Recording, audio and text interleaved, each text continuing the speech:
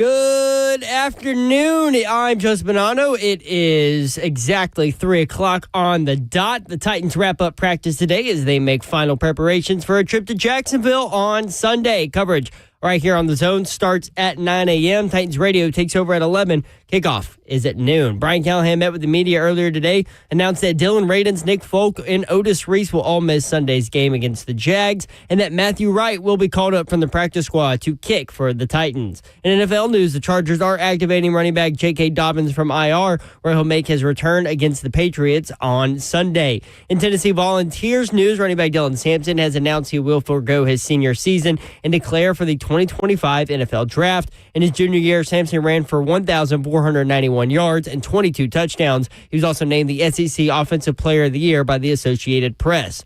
Also for Vols, according to some reports from On3, star freshman defensive back and return specialist Boo Carter has plans to enter the transfer portal, but is currently having conversations with the Tennessee coaching staff about his future, where he reportedly wants a role within the Vols offense.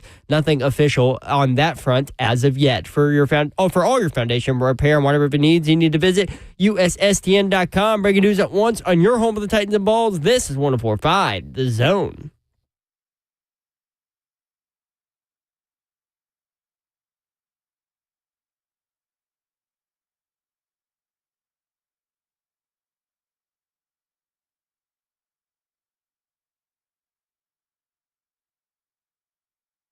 Yo, what up, Nashville? 3HL is on the air. Brent Doherty with you on a beautiful day in the Music City. And if you're new to the show, I know it's not aesthetically pleasing out there with the clouds and the rain today and all those things. But as I always say, if your feet hit the ground this morning, which obviously they did if you're listening to us, then it is a beautiful day. And go out there and make it awesome. Dawn Davenport is on assignment. She is headed to... or she's in New York for the Pinstripe Bowl. And I always forget who Boston College is playing in this game. Boston College is playing in this game. I forget who the other team is. But we'll get that for you. I know it's like of utmost importance that we know who Boston College is playing in the Pinstripe Bowl. Was it Nebraska? It is Nebraska. I remember because we talked about Dylan Raiola, a.k.a. Patrick Mahomes Jr. The executive producer of 3HL is Zeph. What's up? What up, Zeph? Nothing much, just... You've been freaking out on UT Twitter all day. Yeah, I for some reason just popped up on my Twitter that everyone's leaving the program, and the December has been the worst month for Tennessee football ever. So, yeah, everything's going swell over in Knoxville. You know, it's funny. Number one, what you're talking about are transfer portal rumors regarding Boo Carter and Arian Carter. Correct. Which have not been substantiated. The reports are that Boo Carter just simply wants to play on the offensive side of the football. So to me, that's just a negotiation, which is what I told you. Like, chill, Zeph. Yeah. Oh, I'm fine. We all know he needs to get touches on offense. We do. And they lost like their top 6 receivers, and they needed more playmakers in the receiver room anyway. And so that makes all kinds of sense that Boo Carter simply wants to play on the offensive side of the ball. So there you go. I mean, he averaged 16.5 yards per punt return. I don't know why the guy wasn't returning punts the entire season. Slay's been all over Boo Carter since the beginning of the season into the offseason last season from Chattanooga area. And, man, he's an incredible corner, too. But, I mean, the thought of him at wide receiver and maybe motioning into the backfield and having packages that way. Yeah, putting him in the slot just seems like it would fit. I'm not just saying like limited packages on offense. I'm saying like he needs to have a healthy role on offense. Boo Carter. So you've been dealing with that today. Yeah, that was fun. Backup quarterback Gaston Moore entered the transfer portal. No big surprise there. You've got Jake Merklinger, who's on the roster. You've got George Quarles, 5-star, coming in. Yep. So no surprise there. By the way, Slay Dog will be here. He'll be here in just a few minutes, in case you're wondering about that. You can watch the show live, YouTube, Facebook Live, Twitter, and Twitch. DHB on YouTube says, damn, they left the mayor alone. I got this for just a few minutes. I've done it before. This is, Seth, I'm going into, so old, man. I'm going into year 26 in radio. And I used to host shows by myself all the time. It's been a long time. I prefer not to. I like to be like a distributing point guard, let my teammates slam it home and things like that. But sometimes, things pop up, especially this time of year. You got to take the rock yourself. And I'm glad to do it. And I know each of my teammates would do that for me as well. So here we are, and we've got a show for you. I'll put it that way. Coach Mack presented by Two Rivers Ford at 3:20. Usually on Wednesdays, but Wednesday was Christmas Day, so Coach Mack will join us today at 3:20. Greg Cosell from NFL Matchup and NFL Films at Greg Cosell on Twitter or X. Will tell us what happened with regard to the Titans and Colts, and also will break down Titans-Jaguars. That's coming up at 4:20. We may ask him about some draft picks as well. 615-737-1045. What about Vanderbilt? Vanderbilt's up 7-0 on Georgia Tech. Georgia Tech came in favored by 3. 2:26 to go, first quarter, and Tech has the football after Vanderbilt's touchdown, so we'll keep you updated there. Vandy trying to get to 7 wins. That would be incredible for them to get to 7-6 as their preseason over-under win total was at 2.5. 2.5. And they're trying to get to 7. So an incredible year for Vanderbilt, beating Alabama, beating Auburn. Just in games that they could have won. You could make a case that Vanderbilt, a couple things bounce their way. They're a 10-win team. Yeah. With a bowl win. Isn't that crazy? Yeah, Clark Lee has done a tremendous job over there and deserves every award and praise that he's going to get this offseason. Definitely true. And Clark Lee, a great guy. So now they get Diego Pavia back next year, so they get to build on the success of this year. And he said, and this is true, it's like, you don't want this to be a one-off thing. Like, we all enjoyed it, and we had a great time and all these things, and great for the kids to experience winning and all these things, but you don't want it to be a one-off. You want to be able to build off of that, and with Diego Pavia winning that ruling from the NCAA to get another year is incredible. And it also, I saw Bussin' with the boys last night on the sideline. I think it was a Toledo game, and they had like a guy with full on almost bald offensive lineman on the sideline, and they're like, man, with the transfer portal, the COVID year, the JUCO ruling, these guys are like 40 years old out here playing. Probably going to be 24 next year for Vanderbilt. Hendon Hooker was up there when he was with Tennessee. Stetson Bennett was up there when he was with Georgia. It is what it is. You find a guy that can go out there and compete, you're going to use him. Vandy Man AD, what's up, Mayor? What up, Vandy Man AD? I know you're watching your team. We are too.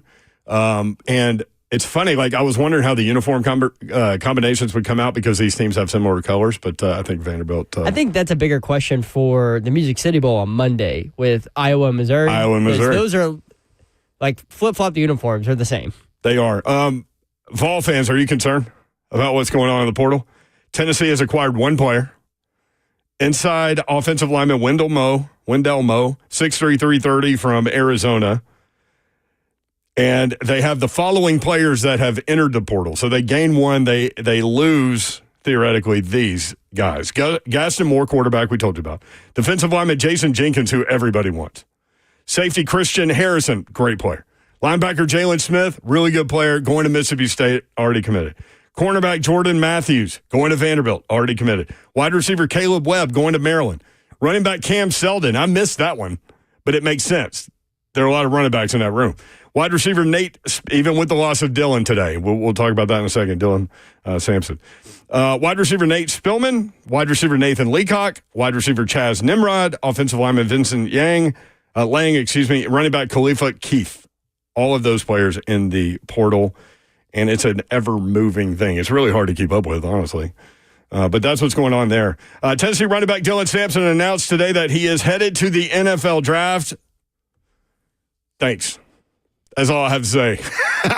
Appreciate you carrying the team this year, bud. Jeez, that guy ran his ass off, man. Almost 1,500 rush yards, 22 touchdowns, SEC Offensive Player of the Year. Just a complete season. Most rushing yards in a single season for a Tennessee Volunteer. Yep, 1491. Beat Travis Stevens. Most touchdowns in a single season. 22. Dude literally just carried the offense when other pieces were struggling and was a steady force, and he'll deserve everything he gets going in the NFL. 3 seasons, 30 wins. a part of 30 wins in his career. Finishes as Tennessee's 9th all-time leading rusher. Travis Henry is the Tennessee leading rusher, 3,078 yards. Dylan Sampson finished with 2,492. Certainly would have, annihilated all of these records had he come back. Most rushing yards in a season, as you mentioned, 1,491. Second all-time in rushing touchdowns with 35, tied with James Littleman Stewart, and 2 behind Gene McEver, who had 37, and that was 100 years ago. Single-season record, 22 rushing touchdowns. He had 258 carries this year, 1,491 yards, 5.8 yards per carry, and 22 touchdowns. And, really, when you think about it, too, even more impressive given the fact that Tennessee went through big stretches where they just could not push the ball down the field in the pass game. So you knew the run game was coming, and he was still able to get his and help Tennessee. Where do you think that Heupel and this staff need to attack? What position do they need to attack the hardest in the transfer portal? I know they've already gone after some offensive linemen. They got one. I know they were in battle for that that Northwestern right tackle who ended up committing to LSU just a little while ago. Lost a bidding war with them. Where do you think that Tennessee needs to go the hardest at? Their inside linebacker. They've still got a ton of defensive linemen, but you would look for a rush edge for sure. And then they're good at corner. Need safety help. So wide receiver. Oh, for sure, wide receiver. That was probably the biggest. That's the big, yeah. Outside offensive line, making sure the offensive line's taken care of because you lose everybody.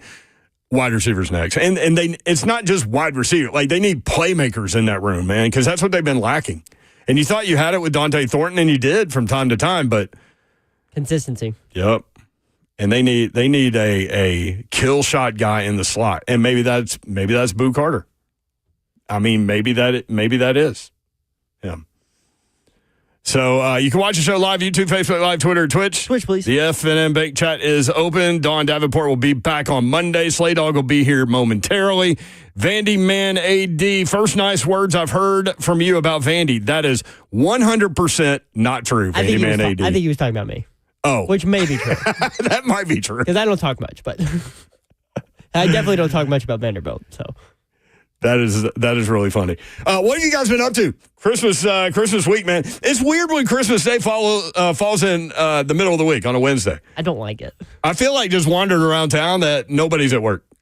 Yeah. Oh, so you asked me yesterday before we left after the show that my drive home is going to be pretty easy. Yeah, it was only like 45 minutes back to Murfreesboro from West Nashville. Listen, we had a great time at Buffalo Wild Wings yesterday at Nashville West, and a big crowd came out. I didn't know. I was skeptical being December 26th, but thank all of y'all that came out there and supported the show in that way, and certainly if you listened as well. 615-737-1045, always a number. When we come back, Coach Mack, presented by Two Rivers Ford. We've got all kinds of Titans information, Titans things to talk about. One weird thing, ESPN Bet has Titans favored by 1. FanDuel has the Jaguars favored by 1.5. How weird is that? 12 o'clock on CBS. You can catch the game right here, 104.5 The Zone. 2, 3, and 12 teams with a 50% chance of thunderstorms.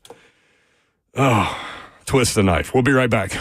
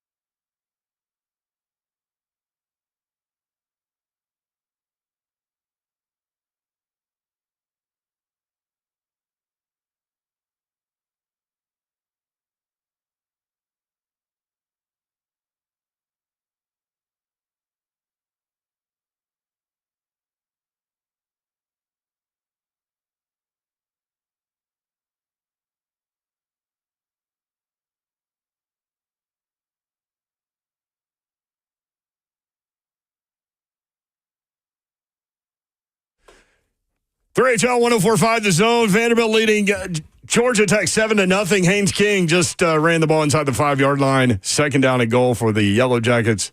We'll keep you updated. 615-737-1045. Always the number. You can watch the show live, YouTube, Facebook Live, Twitter, and Twitch. Twitch, please. Ron Slay is here. I'm in the building. Yeah, buddy. What's happening, Yoro? Can I give a shout out real quick before we start with Coach Mack? Shout outs presented by your mom and them. What up, Slay? Man, shout out to my little dogs over there at the Creekside Otters, man. 4th and 5th grade. Great to meet them, man. Great attentive listening, great skill work today. Foundation has been set. Great energy, great effort. So I had to give my Creekside Otters a shout out. Appreciate them coming out. Parents, appreciate y'all bringing them out. We had a good time, Yoro. Good time. I was this close for making them run. Give him back to the little dogs. Man, the little dogs need love too, man. So I had to get back to the little dogs. They were into it. A lot of Tennessee Vols fans out there, baby. Yeah? One Auburn fan. Okay. Macon Bazaar fan. Poor damn Eagle. Yeah, he tried. All right. Well, we've got Tennessee topics to get into. It's funny, when Zach Lyons was leaving, he was standing around here, like, looking around in circles. I'm like, dog, what's going on? He's like, I'm trying to find something. I go, your Gatorade water? He's always got this Gatorade water, and he always leaves it in here. And he was like, yeah. And we both kind of looked around, didn't see it, so he left. I just saw it. It's right in the middle. That's what it was the whole time? Of the desk, yeah. What's wrong with y'all? I don't know. It's Friday. There ain't nobody out there. Dog.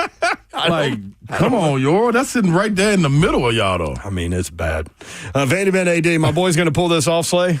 Oh, yeah. Don't even trip. You know Clark Lee and I'm going to get it done, man. I think so, too, because Haynes King just buried a linebacker, and he got up, like, limping again. And he's already been dealing with stuff, so, like, you got to wonder, like, how long is he going to go? Yeah, don't even trip off that, Vandy, man. We got Vandy all day. Let me see if I can make a live bet on him, Vandy, man, to even push him over the hump. I mean, it'll help you that Georgia Tech just scored and tied the game. Oh. Good. By the way, Oklahoma led Navy 14-0 after their first two drives and then lost 21-20. Oklahoma scored at the end of the game and tried to go and elected to go for two to try to win the bowl game. Instead of tying it and putting it in overtime, they didn't make it. So Navy wins. Oklahoma loses. Under 500. Oh. That was the Lockheed Martin Armed Forces Bowl. We've got tons of bowl games coming up tomorrow. Names. Butch Jones won a bowl game last night. I saw it. I didn't see it. I saw him during the post game. So 38-30. Yeah, all right. That was his first bowl win at Arkansas State. And if you look at, he's been there for 4 years. He's been there for a minute, and like he's like escalated the win total each year. So go ahead, Butch. Yeah, brick by brick, huh? Yeah, Coach Mack with us now on the Friday the 27th. Not a lot going on, but Coach Mack is here. Coach Mack, what's up? How are you? Mack Daddy. Hey, guys. Shout out to the Creekside Otters and get Zach his Gatorade water. That's the two most important. Oh, dude, this is going straight in the garbage. Or recycling, whatever works. Coach Mack presented by Two Rivers Ford. Did you have a good Christmas, Coach Mack?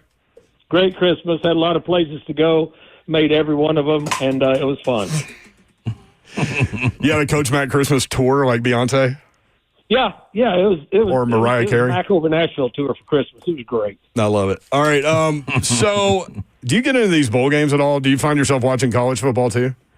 Oh, absolutely. Yeah, you know, when I have time. Of course, they had practice today, and then we've got game to get ready for. Then Mike Keith just put out there's a chance for storms down there in Jacksonville. So we've got the bad weather plan that he put out that that we're looking at. I get all of that done, and then of course I've got the bowl games on when I can, and absolutely I do. Man, nothing like you just say bowl game. I mean, weather plan, and it reminds me of the Miami game that went like 7 hours. That was crazy. Yeah, it's 7 hours and 47 minutes, longest in the history of the National Football League for continuous broadcast. So whatever they put out, we can do. Oh, man. Titans and Jaguars, both teams 3-12. As you mentioned, chance of thunderstorms, 12 o'clock. You can catch it right here on 104.5 The Zone. Interesting, and I know you don't care about this, but it's interesting. I want to get Slay's take while we're talking. ESPN Bet, Slay, has the Titans favored by 1. FanDuel has Jacksonville favored by 1.5. Like, I've rarely seen anything like that. That's a difference like that. Like, wow. Isn't that wild? Well, first of all, I heard Ron Slay said he wanted to bet on a game live and in motion. So, Ron, just stay off the game for a while. Mack, I'm out here, baby. He's going to bet on Vandy here in a second. That's what's about to happen. That's just what he said. He said he was going to bet on him in game. I mean, I'm going to try to help him sometime. I just don't have enough time to talk to him right now. Yeah. Maybe you can get Mr. Enthusiastic on him. Talk some sense into him. He ain't got no Mr. sense. Enthusiastic disappeared. When Mack Talk's done for the season. We only do 16 of them, and so I'll have to send a telegram to Mr. Enthusiastic because I don't think up in the hills there he gets much more communication. That service is tough to come by for him, Coach Mack. Mason Rudolph against Mac Jones. Who has the advantage quarterback-wise? Well, I mean, I'm not sure it's a quarterback advantage either way. I mean, they're both dependent on how the team plays around them. I mean, the last game was 10-6. I mean, you've got to have everybody's got to play a little bit better, offensively on both sides in a game like that. So, I mean, I don't think this game is solely on the quarterbacks, Brett. 10-6.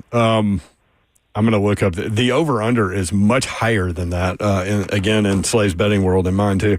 Titans wide receiver Calvin Ridley goes back to Jacksonville. I'm guessing he wants more out of this one than the previous game.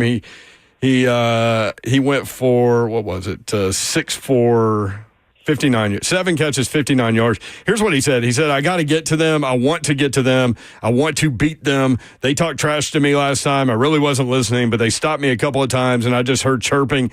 I want to chirp. So it's funny when you think about games, and from a fan standpoint, you're like, okay, there's 2 more games. Like, I'm thinking about draft order. The players don't think that way. No, not at all. Not at all. I mean, look, these guys are competitors. That's the reason they're the top 1 to 2% in their field is what they do. All of them, regardless of their place on the roster. They're the top 2% of what's going on with professional athletes in the American football world. So yeah, I mean they're competitive every week. They're very competitive. And then in this day and age of free agency, when you move around teams, I mean there's always going to be that. I mean it's always been like that with coaches because in the past coaches have been the ones that have moved from team to team, and that's always in the back of your mind. You always hear the thing is, it's another game, and it is. You've got to prepare for it, but there's always a little bit extra. And the Titans did not win last time, and I know Calvin Ridley wants to win this time. Speaking of that point, Big Jeff, not down with tanking, he said this, quote, I don't want to be a part of no tanking situation. I understand it, trying to get a draft pick, but at the end of the day, I'm not here to lose games.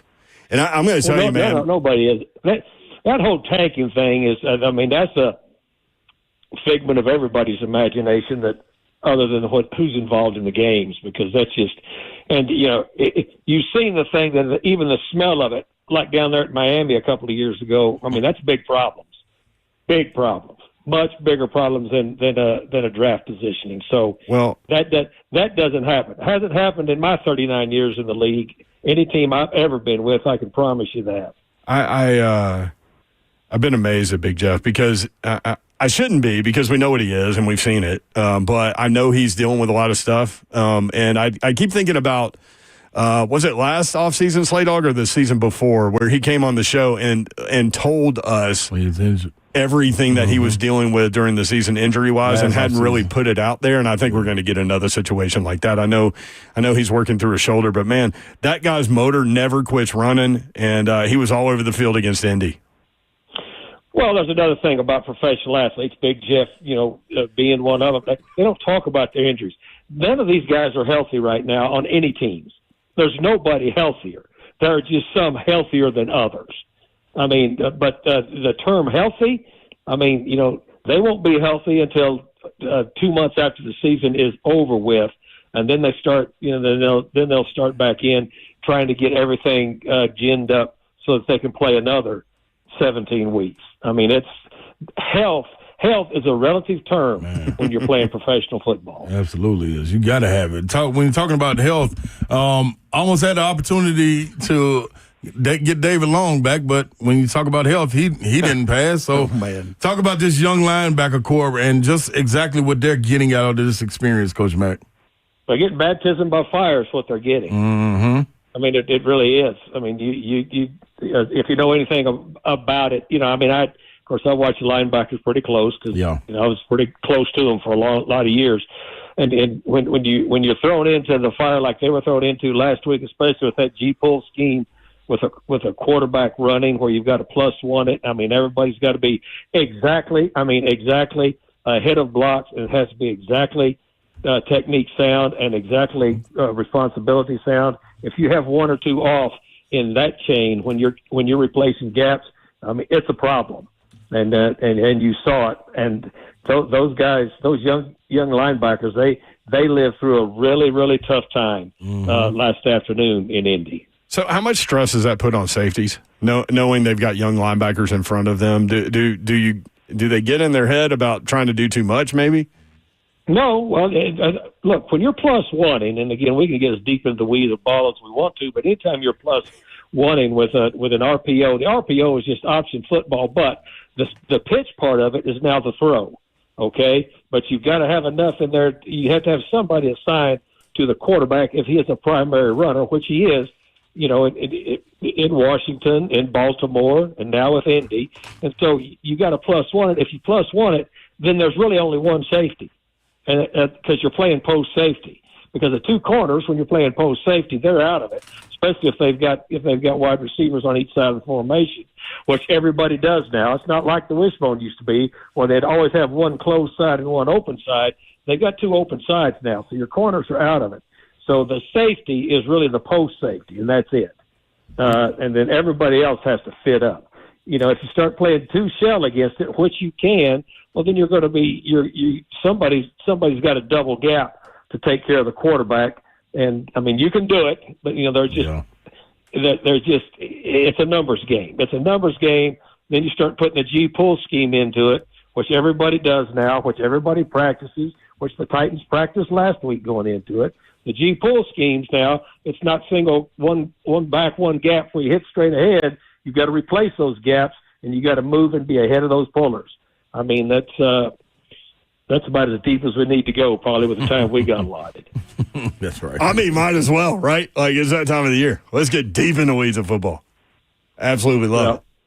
Well, that's exactly what happens, and you can see it. And it's not. I mean, there was not one play that Indy ran that the Titans didn't practice last week, because I watched practice all week, and anytime we're getting ready to play a +1, I watch it to see the fits, and they'll back up and redo it at practice, because and especially now, they didn't plan on all those young linebackers being in there for most of the ball game. And so, I mean, I think that's probably why Murray wanted to go back in there so bad, even with a bad wrist, because he knew how hard it was going to be for those younger ones behind him.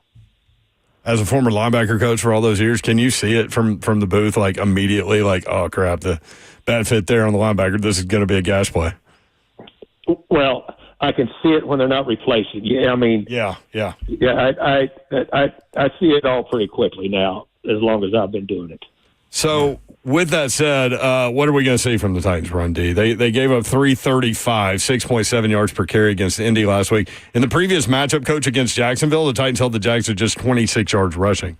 It's been kind of weird. It's a different run scheme. It's a completely different run scheme. I mean, you got Tank Bigsby now as their main runner. I mean, this is a single back guy. He's still a good runner, but I mean, this is one back, one gap. This is some inside outside zone with cutbacks. This is G scheme, but it's a single back G scheme, and the quarterback is not a primary runner. It's a completely different offense running game. G scheme. Yes, I don't know that one, Coach Mack. Well, you just pull. That means the guard. Guard's a G. Oh, okay, right? Yeah. T's a tackle, guard's a G. Oh, get on out of here, man. Write that down. We thought you meant G. Means you're pulling guards across the center to build another gap on the side that you're pulling to. Okay. All right. Just school me, Coach, man. I love whiteboard with Mac now. I like that. No, I'll get you on that board sometime, and I'll have your head spinning like you were dribbling with both hands at once. You know what Mike Keith told him not too long ago? He said, Slay Dog, you've reached an age. We all reach an age. You should never have both feet off the ground at the same time. Yep. Mm-hmm. That's right. You know what? Let me just say something. That's probably great advice from Mike Keith. He's got a lot of wisdom. But here's my take on that. Ron Slay would not listen to that. I'm trying to prevent all injuries, Mac Daddy, baby. I got to keep 2 feet on the ground, at least one. Be stable. That's all. That's all. Well, I mean, it's just, you know what, though? It's hard because it's in your nature to get both feet off the ground. That's right. This is very true. Mac, you got this the Jacksonville game on the road, and then Houston. The pride is there, one thing for sure.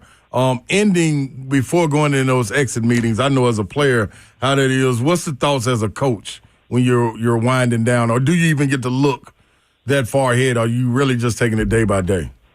Yeah, you got it. It's day by day. You don't look ahead. You know, as a coach, you just can't afford to look ahead. Right. You really can't, because I mean, if you start looking ahead, then you're gonna skip what is in the present. Yeah, and you just can't look ahead. So all of those things. You know, and I know, again, when a team hasn't won as many games as the Titans this year, then people are going to start talking about the draft, going to start talking about, you know, free agency, going to start. I mean, that doesn't even enter in. I mean, that's not even on your radar screen right now. You're just trying to go down there and beat Jacksonville with the people you're going to have available. Yeah. Yeah, the head coach said, I haven't spent 1 minute on off-season anything. So, you know, my hope is somebody spending some time on NWI, get him under contract before he tests the market, because I think he can get overpaid somewhere else. Well, again, that's not that's not. I can promise you this. I can tell you that from 31 years of coaching. That's not in your purview. Your purview is to get the team ready and to try to get them as ready as you can, and then do the best thing you can do to try to win a game. And you got plenty of other people getting paid to do that other stuff. Yep, and hopefully somebody is. What do you think about NWI? I mean, 9 touchdowns, 25 receptions, pretty remarkable. Well, I think it's a huge credit to him, because we've talked about this before, and you guys know it, how much I respect players, but I respect guys that come in and make a living for themselves year after year after year that came in as a free agent, because you've got such an uphill battle as a free agent. You really do. And the only thing that you could do, you talk about looking and being in the present, they have to do it day by day by day, because they're living on a razor's edge every day as to what goes on. Much respect for NWI. Much respect. And you know what? He's earned every bit of respect that people that know what's going on give him. Coach Mack, let me take a look around the league real quick, man. When you start talking this MVP race and what it's coming down to, we see this special bunch that's out there with Josh Allen, Patrick Mahomes, and then, man, I thought at the beginning of the season it would be Lamar Jackson's year. Wasn't sure they were going to get the chemistry together, but, man, just speak on what him and the King got going on up there in Baltimore. Whew. We talk about a hard thing to defend the run with. Yeah. That's right. Well, and plus Lamar's throwing the football so much better than he was, 3 years ago. Yes. I mean, he's a threat. He's a threat throwing it now. I mean, he's already been a 2-time MVP, right? Mm-hmm. Yep. So it's not like it's not like he's an empty chair out there. I mean, the dude has got it. Of course, Josh Allen, is having one of his better. I think Joe Burrow's having his best year statistically. His team is just not winning as much. Yeah. Yep. So, I mean, the MVP is, it's always something that, it's going to be like in politics, half are going to like it, half are not going to like it.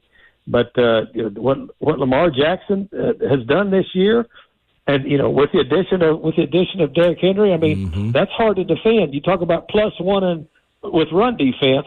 They've got that problem, people that play them defensively. Slay, I'm glad you brought that up to get Coach Mack's take on Lamar. But, you're right. In the throw game, 67.9%, that's his career best. 39.55 yards passing, career best. 39 touchdowns, career best. 4 interceptions. I mean, that is just unreal. Almost 1,000 yards rushing and 4 more scores that way. I mean, the guy is just phenomenal. I'm not a Ravens guy at all, but I do love Lamar, and I think if a guy can win 3 MVPs, he really deserves a Super Bowl too. Well, I didn't even know the numbers. I just trust what my eyes tell me. when I see it and I watch a flow of a game, and I mean, the numbers, I don't even follow the numbers of anybody on any other team. I barely follow the numbers anyway. I just want to watch performances, and yes, as I say, I'm a fan of athletes that produce. That's what I'm a fan of. Right. Well, we'll see if some Titans can produce on Sunday. Again, noon, you catch the game right here on 104.5 The Zone. Mike, Keith, Dave McGinnis, and the crew, Rhett Bryan, everybody involved. Have fun in Jacksonville, man.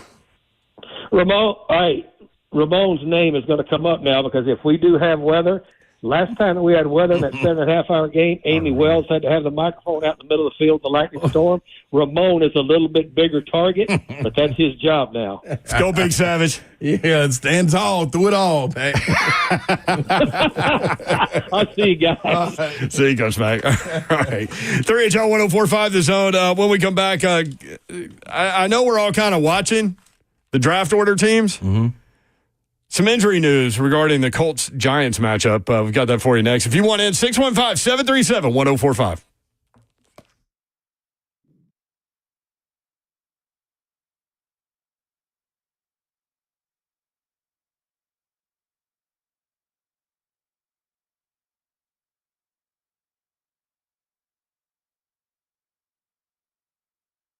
What's happening, y'all? Kellum Stem Cell Institute, they are bringing experience, remarkable results to you right now in a wide range of issues getting taken care of by your body, your cells, your solution. Let me say that one more time. It's your body, your cells, your solution. That's how it all gets done. They can not only harvest your body's stem cells, but also store them for future and continued use. Now, these cells are your body's own healing cells. So while you're wondering what's going on, well, it's in your body.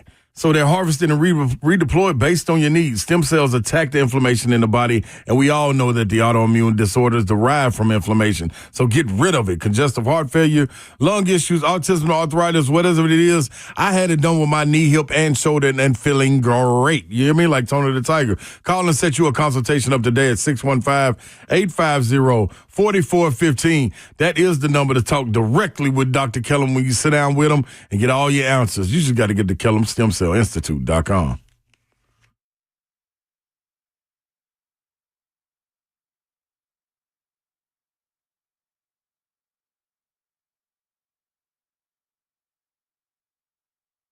I love living in Middle Tennessee. We've got great restaurants, entertainment, sports, and one of the nation's top Ford dealers right here in our backyard.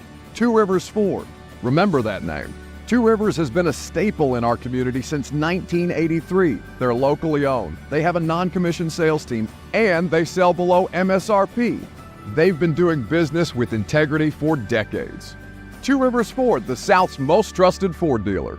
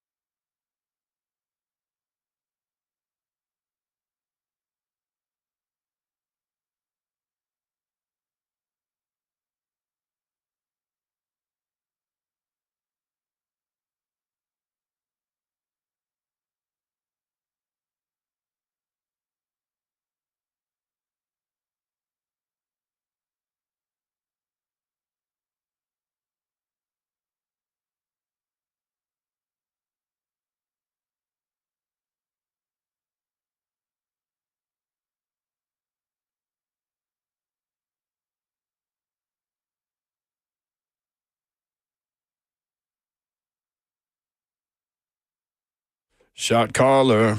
3HL 104.5, The Zone. Britt Doherty, Ron Slay with you until 6 o'clock. Producer Zeph is here. What's up? Diego Pavia just gave Vanderbilt the lead, 14-7, inside 2 minutes to go first half. Let's go fighting Clark Lees. Trying to get to 7 wins. That'll be good. And Haynes King is playing for Georgia Tech. Vanderbilt doing a good job defensively on him. Injury report for the Titans has come out. Tyler Boyd listed as questionable, wide receiver. Kicker Nick Folk is out. That means Matthew Wright. Matthew, 2 wrongs don't make a right. Where'd Nick Folk go?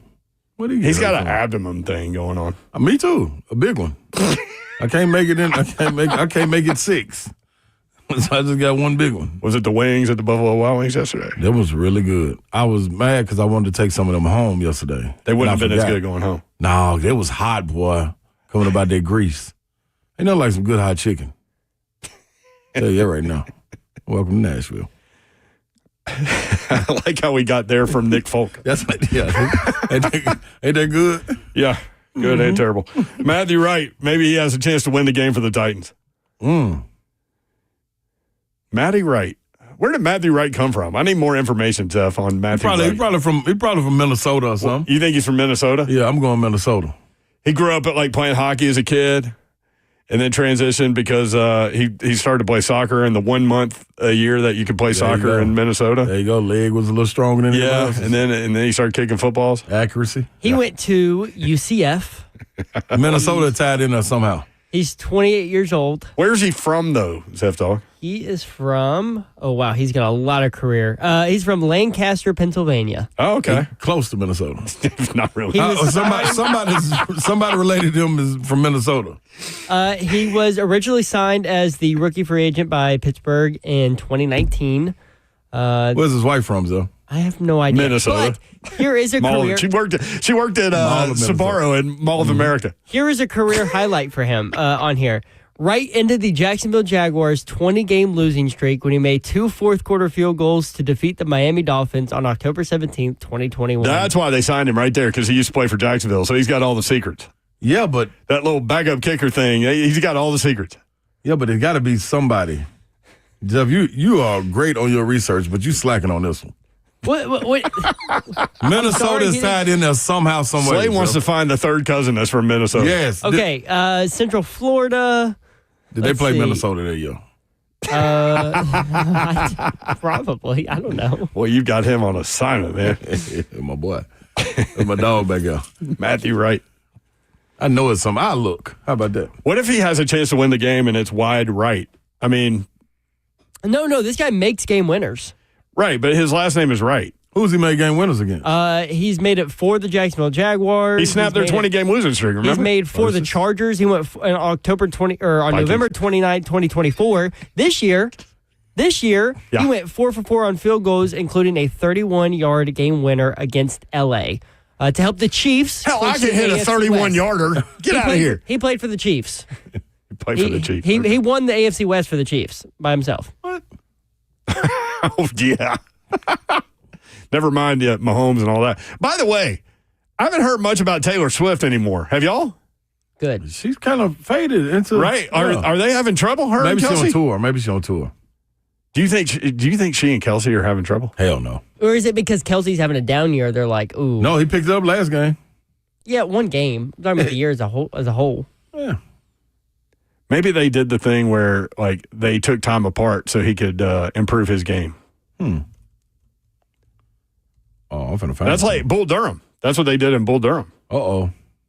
He had to right the ship. So he stopped having Amor. What? And he started pitching better.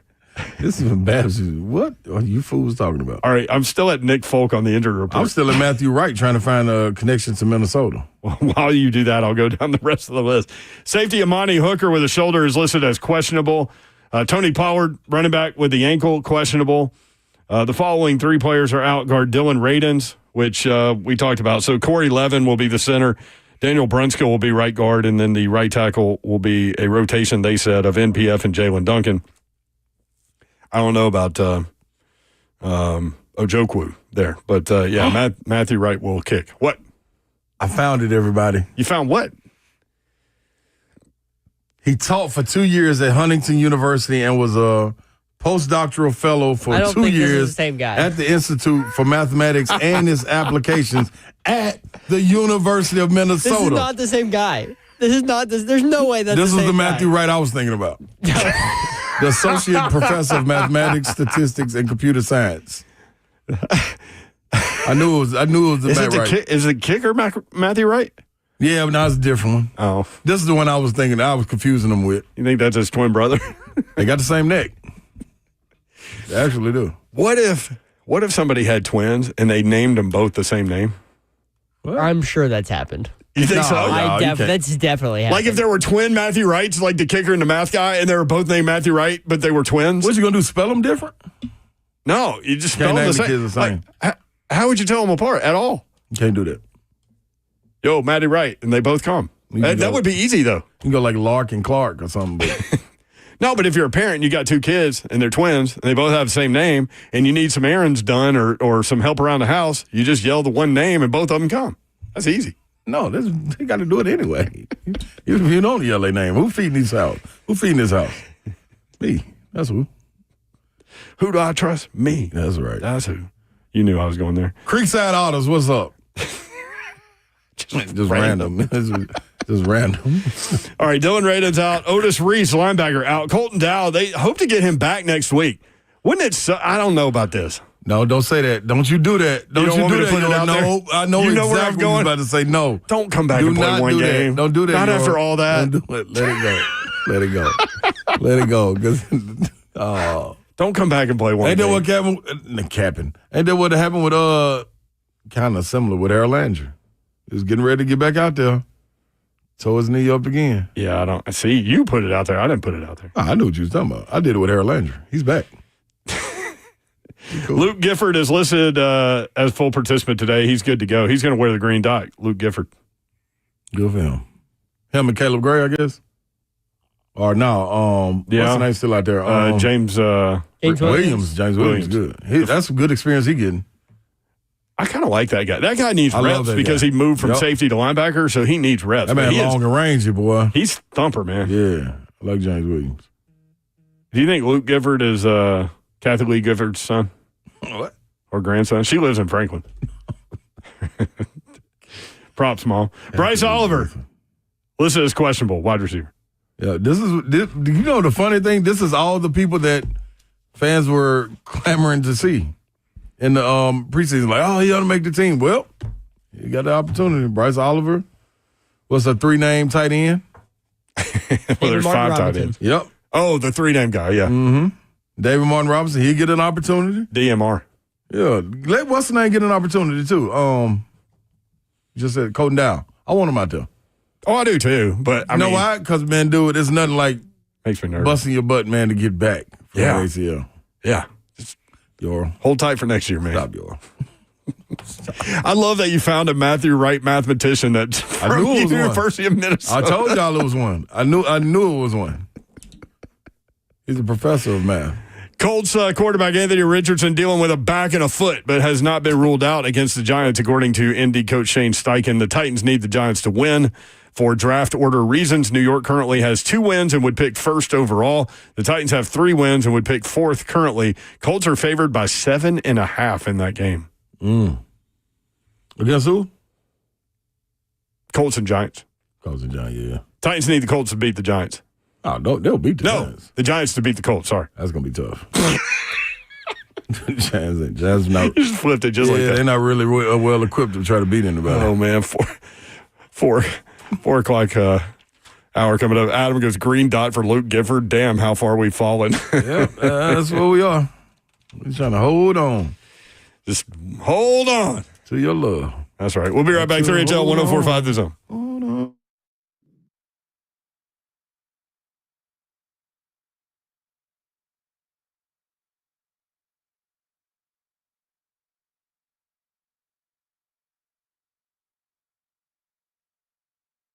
And And all you have to do to hop in with Zen Sports, the newest sports book here in Tennessee, is download their app or go to zensports.com, right?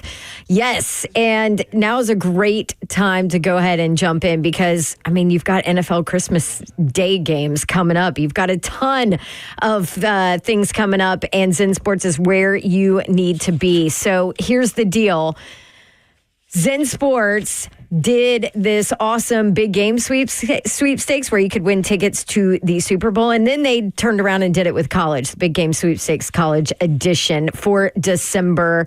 Time is almost up. So grand prize winner is going to get $10,000 cash, 2 VIP tickets to the college football championship game, or $15,000 cash as an alternate prize. How do you earn entries? Super easy. Zen Sports app. You earn entries for every bet you place on Zen Sports, for every dollar you wager, and then you earn 10 times the entry for every parlay. Jump in with Zen Sports. Start betting. Download their app today. Zen Sports, where betting just got better. A gambling problem? Call 1-800-889-9789. Qualifying wager for a wager entry for the sweepstakes must have minimum odds for any leg at the entry of at least minus 250 or worse American odds. Head to zensports.com/sweepstakes for any contest terms and conditions. And you got to be 21 and older and in Tennessee to bet.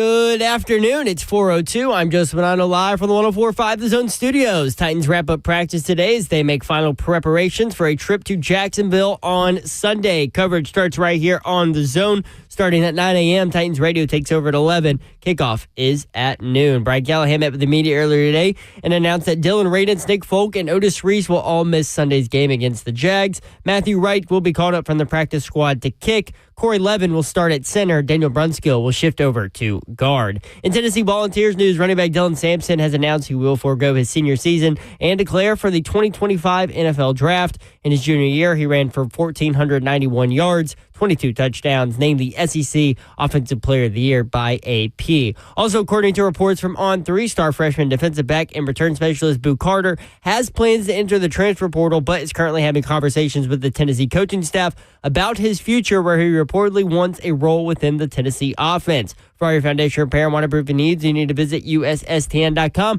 Breaking news at once on your home for the Titans and Vols. This is 104.5 The Zone.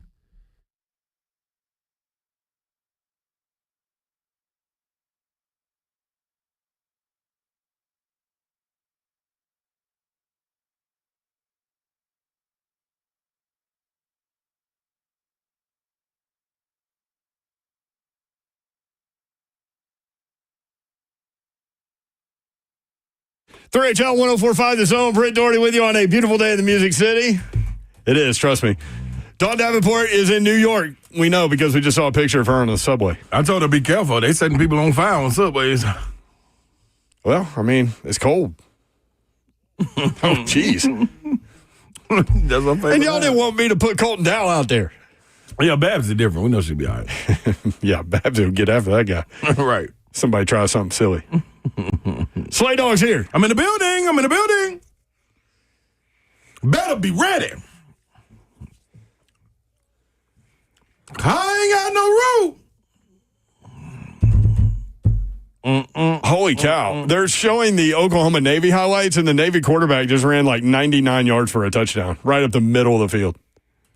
Well, not just happened. Like, this game is over. But Come on, Oklahoma. Navy won. Spoiler alert, in case you DVR'd the Oklahoma-Navy game. Navy beat Oklahoma 21-20. Oklahoma scored with 6 seconds left to make it 21-20. Then they went for 2 to win the game, which props to them. Because bowl games in overtime, not a great thing, unless you have a dog in a hunt. Got one hunting. Yeah, but they Navy got the sack on the 2-point play. Oh, Navy. So I saw this story, Big Slay. What up? You with me, Big Slay? Big Slay, you with me? Creekside Otters. Fourth and fifth grade? Fourth and fifth grade. Where Girls is and that, boys. Where is that school in Franklin? In Creekside. Which is near what? The Otters. The creek? Creekside. Hey, real quick, y'all, Okay. before you jump into this, hey, dog, what's going on with all these turkeys? What do you mean turkeys? The wild turkeys, I guess. There's all kinds of turkeys in Franklin all the time. Dude, they Yeah. everywhere. No, I saw them coming out of my neighborhood. I only live in Franklin. Like, dude, no, and guess what? I know it's that same little pack because it was like 7 of them. Now it was like 15. They're procreating? ones. Yeah, fast. Or they're dating or... Yeah, but how do they know? Like, Thanksgiving and Christmas, you're not supposed to be out here lurking.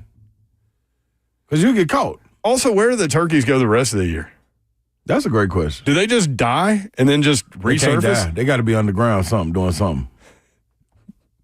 I just want the turkeys to know, man, y'all need to be cool. Because for some people They will think go across the street right in front in of the you. heartbeat, and people think they can't. The turkeys think they can't get hit. Dog, that only apply to ducks. The ducks, we'll get the ducks a pass. Turkeys, What about geese? Geese get mad. yeah, they will fight back. Geese will come at you. Yeah, they'll fight back. Turkeys, I don't know what Turkeys come at do. you, too. I saw them get, but guess what? I saw them They get get- wild, but they don't come get close wild. enough. Real? Mm-hmm. I saw one outside the gym I was going to train at one time, and he just ran over. Like, you know what I mean? Like, See what's up? yeah, like he ain't feel like he was going to do nothing. He ain't feel threatening. I think I'll kick a turkey. Them geese and ducks. I told you my guy Jermaine Sutton back in high school, he would walk around and say, raise up. That's what it kind of to people. And that's what I kind of feel like turkeys do to you. They do. They don't even look, though, yo. They don't look, but like they'll be crossing the street and then they'll look at you like, you're going to stop. Raise up. I know what to do next time. I'm just come through there blowing my horn. I mean, just And run. roll through them, man. I get 4 of them. Listen, they'll get the message out to the other turkey communities. That's all. That's what they got to do. Like, you just roll through 4 or 5 of them. Vanderman said turkeys do fight back. Yeah, they do. They're wow. they're mean. Seriously, like, if you're on foot and you come across some turkeys, they will come at you. Really? Yeah, just like geese. Geese will come at you, too. Now, what they think is supposed to happen to them? I don't know. Why are ducks so lovey? Yeah, ducks, I don't know. We feed them. We won't feed turkeys. What would you feed a turkey? I guess bread, too. Hey, ducks love it. I know nothing about turkeys, bro. Like, seriously, where do they go? Like, you see them this time of year, but where are they in May? I don't know. You know what I mean? Like, June. Where are turkeys? Waiting on the holidays. That's when Do they come hibernate out. like bears? They better because they know it's safe to come out after the holiday. See, I ain't seen none of them before Christmas. It's funny. When we bring up crazy stuff like this, that's when the chat gets wild. Just make sure you never disrespect a crow. So I don't even get close to them. What would I do to a crow? Yeah. Why would you be near the crow? Because the crow is near some carcass. I remember when we were kids, this is bad. Oh, you're going to say it now. They would be on like the power line or whatever. And you're bored as a kid looking for something to do. So you just pick up a rock and start throwing them at the crows. Oh, yeah, that ain't mean. You don't think that's mean? No, you're working on your accuracy. And working on their defense skills. Yeah, they got to be flying quickly. Yeah, the crow. Carol says they hide in the woods. Yeah, but people go in the woods. That's what I was going to say. We in the woods, too. We are today.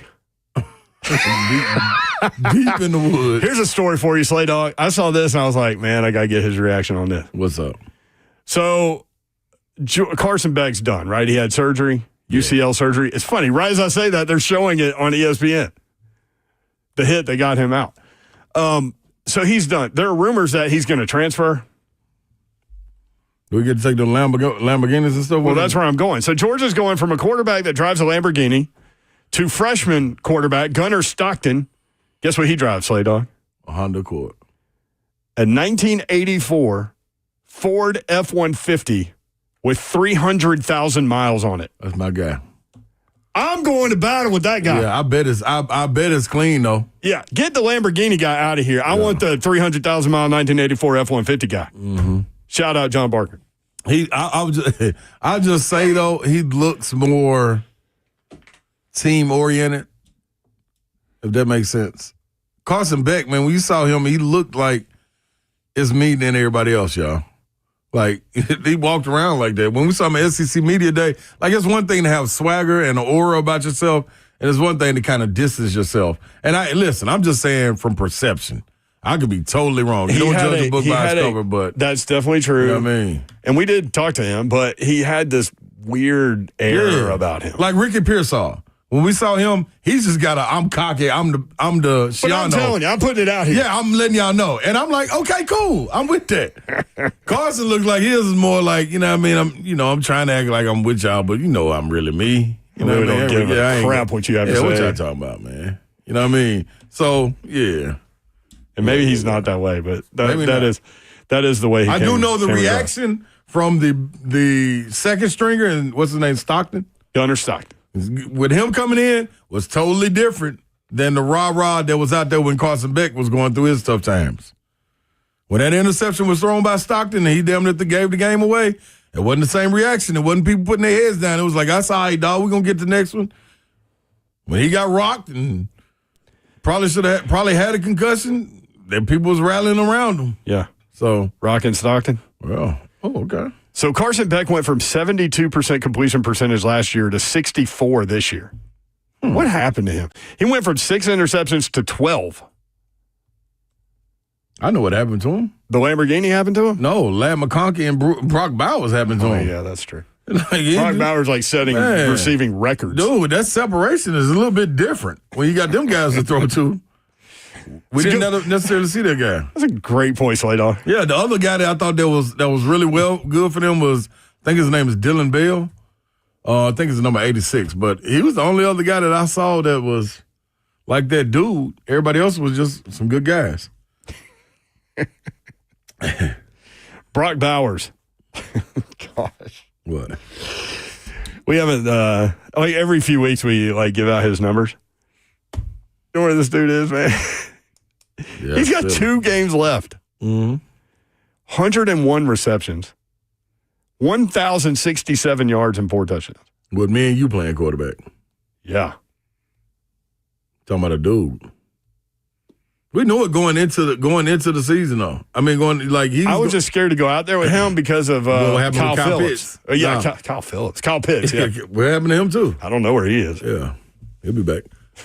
But, yeah, I'm with you on that. But you saw the talent in Brock Bowers, dog. I thought it was a little bit different as far as daily work went with Brock Bowers. Kyle Pitts was a lot more flash in a sense. You know what I mean? And when I say flash, I mean big-time X plays, even though Brock Bowers had those too. But Brock Bowers wasn't messing up with blocking, going to get those 2-yard passes, getting down, you know what I mean, catching screen pass. Brock Bowers was everywhere, dude. You want Ladd McConkey's numbers in 14 games? With the Chargers? Yeah, 69 receptions, 960 yards, and 5 touchdowns. Those dudes are both going to go over 1,000 yards. And we wonder what happened to Carson Beck. Notre Dame, plus the 2. Man, what? Man. Yeah, I'm scared of that game. I haven't bet it. I wouldn't. And I'll tell you why I'm scared about it. Because theoretically, you would be, just from listening to Todd Furman all these years, you would be buying Notre Dame on a high point. Right. Coming off the performance. They've won 11 games in a row. They're bashing everybody. So if Notre Dame at a high point is still a 2-point underdog to Georgia with a freshman quarterback, that makes me think the line should be like 5. Bulldogs by like 5. So I just, I'm all in my head on that one. Yeah, you are. I'm not going to bet against Kirby till he give me a reason to. Ford F-150, 1984. Bad boy. I mean, that's a little short body, or is that Silverados? I don't know, but like Gunnar Stockton has to be like that truck is like 22 years older than Gunnar Stockton. 1984. How about that? What is it? F-150? F-150.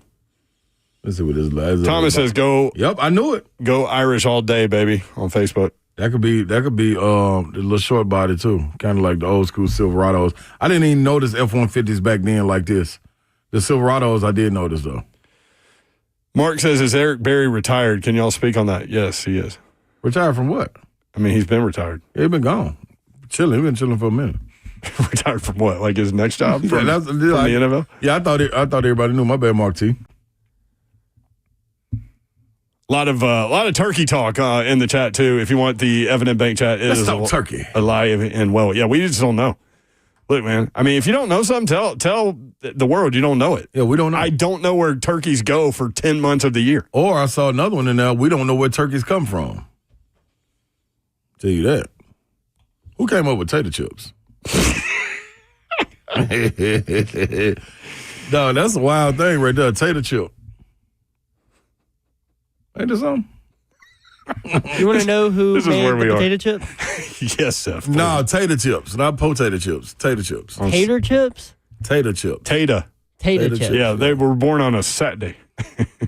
All right. Some dude named George Speck and William Kitchener. In the kitchen. I mean, it makes sense. We'll be right back. 3HL. This is what you got till 6.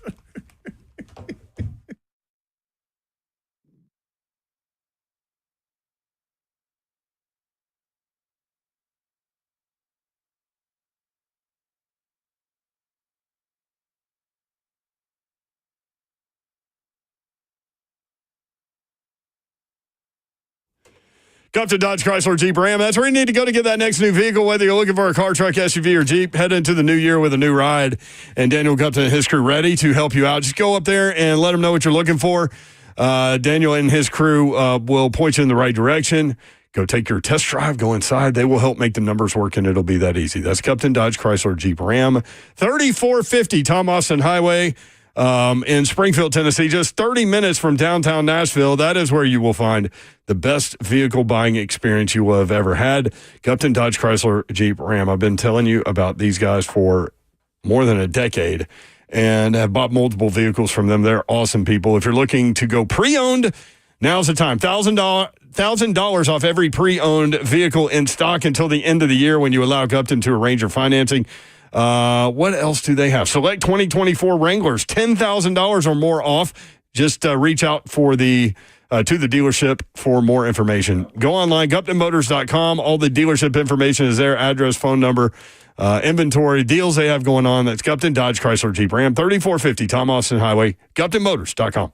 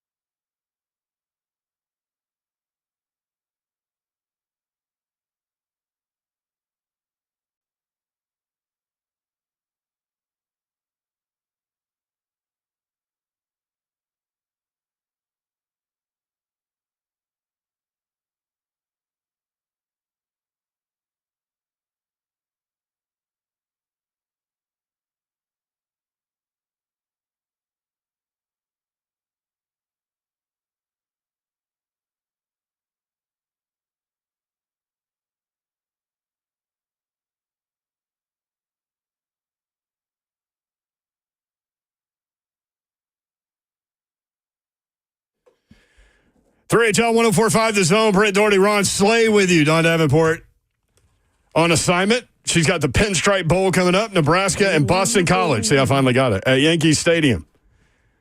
Babsy just touring New York City, kind of like we did, right? Just like us. I mean, she took a picture from the subway. Well, you need to be careful. Yeah. Mm-hmm. New York goes through periods where it's awful, and then it's fine, and then it's awful. I think it's awfully fine. I love that town, man. Central Park's my favorite part. Favorite place on earth. That's crazy. I love it. Absolutely love it. Greg Cosell knows something about New York City. Greg, what's up? How are you? Let's see if they're doing great. Okay. Yeah. Is Slay producing the show again? Yeah, could be. I would never fire off something like that. Never, ever would have fired something off like that, though. Greg Cosell, are you there? I am here. Can you hear me? Yep, can now.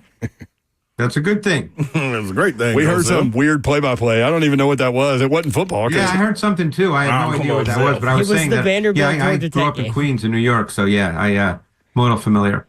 You've shot some ball outdoors in some of the storied plays. Do you ever go play at the Rucker? No, I did not play at the Rucker, but I played a lot of outdoor basketball. Yeah, in my youth. Yeah. Cosell, you suited up today, man. Where you been?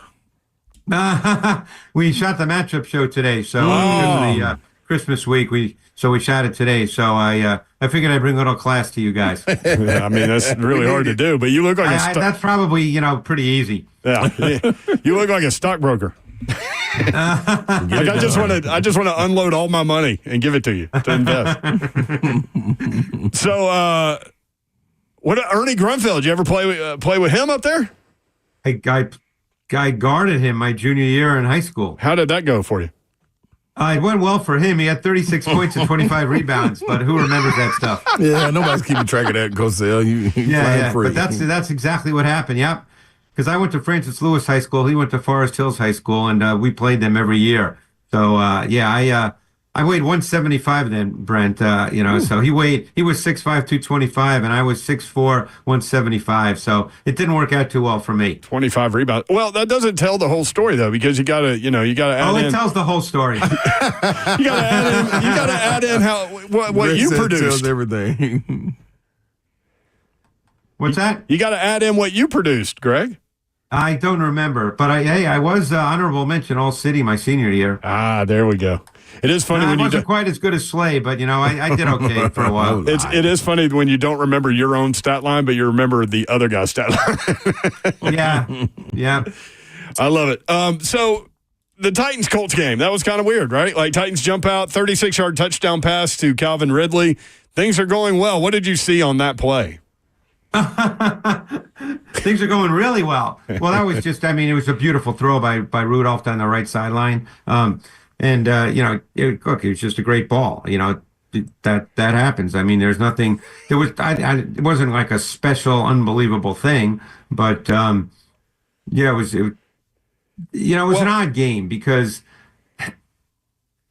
When you have a game where the opposing quarterback throws 11 balls, that's a weird, that's not the way, a lot of games are played in the NFL, but, it's kind of the way it was. I guess when you can run it 355 yards.